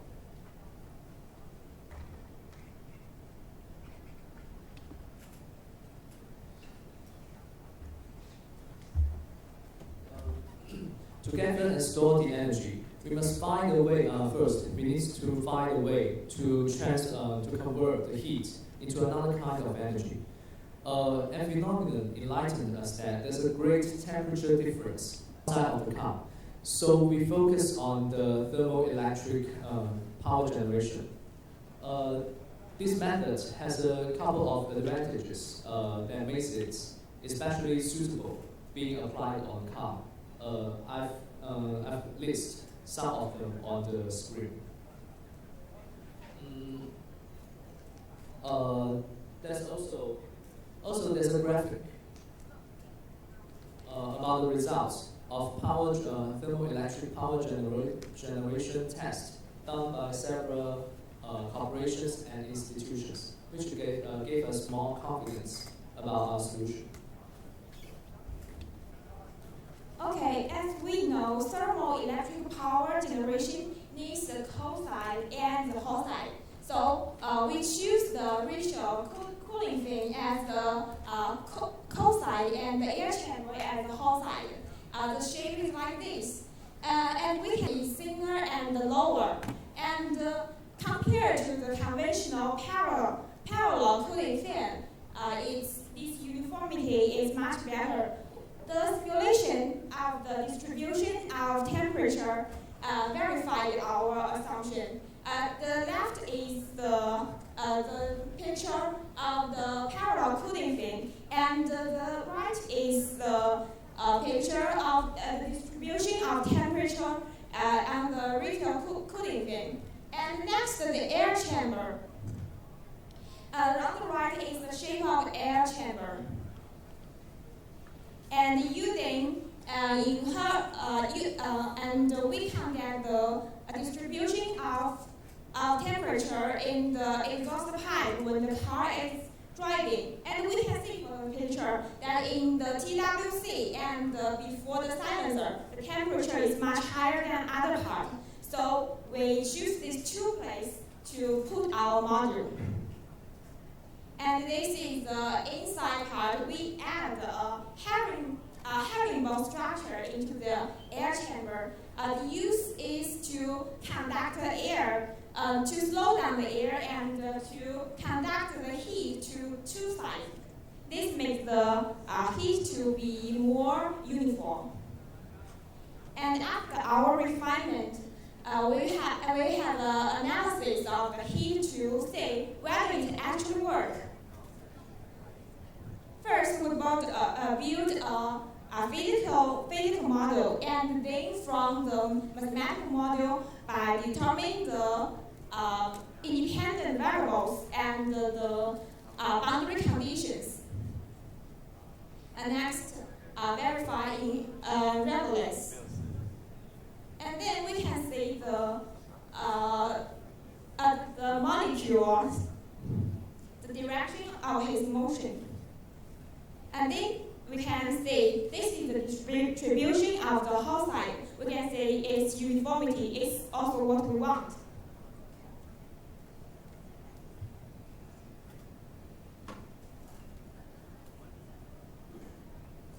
We also run some tests to figure out whether the performance of the module can fulfill our requirements.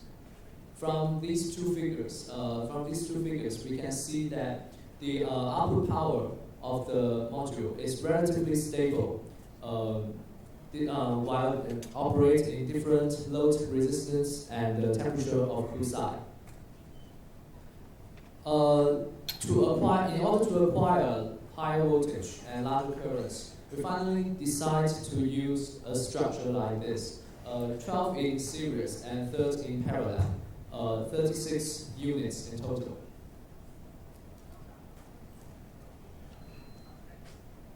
Here's an overview of our control system. The thermoelectric power generation module are connected to the load and the battery through a boost converter.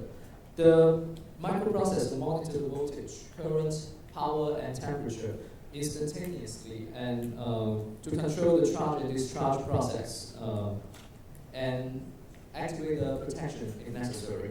Of course, it will also display the data to the screen. Since we need to control the charge and discharge process, there's a power management. Begin to start the device to charge the module to raise its temperature. When the module reaches its and it's a very harsh environment, including probably which kind of mobile? Doesn't matter. You can think about you have maybe very high temperature, maybe raining, maybe muddy, maybe snowing. Did you? The transport efficiency consists of two parts. One is the transport efficiency. It depends on the material of the semiconductor. We don't change the efficiency. And another is about collecting efficiency, which is the efficiency of collecting the heat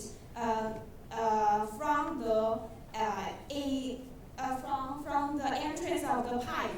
So we increase the collecting efficiency by changing the structure. This is what we did. And as usual before experiment, the efficiency is about 20%.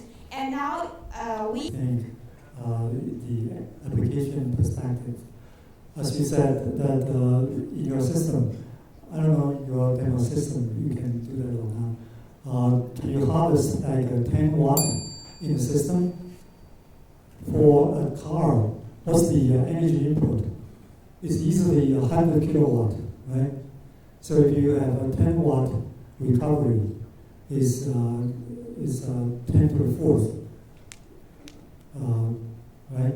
So it's okay, no need to answer. We'll see your demo. You take about 20 minutes, so to think about it. Okay. Right, thank you again to Beijing Jiaotong University. Ladies and gentlemen, this is the end of the third section. Now let us have our short break. Please pay attention. Work demonstration will soon be starting at 2:15 p.m. Your punctuality is greatly appreciated. Thank you.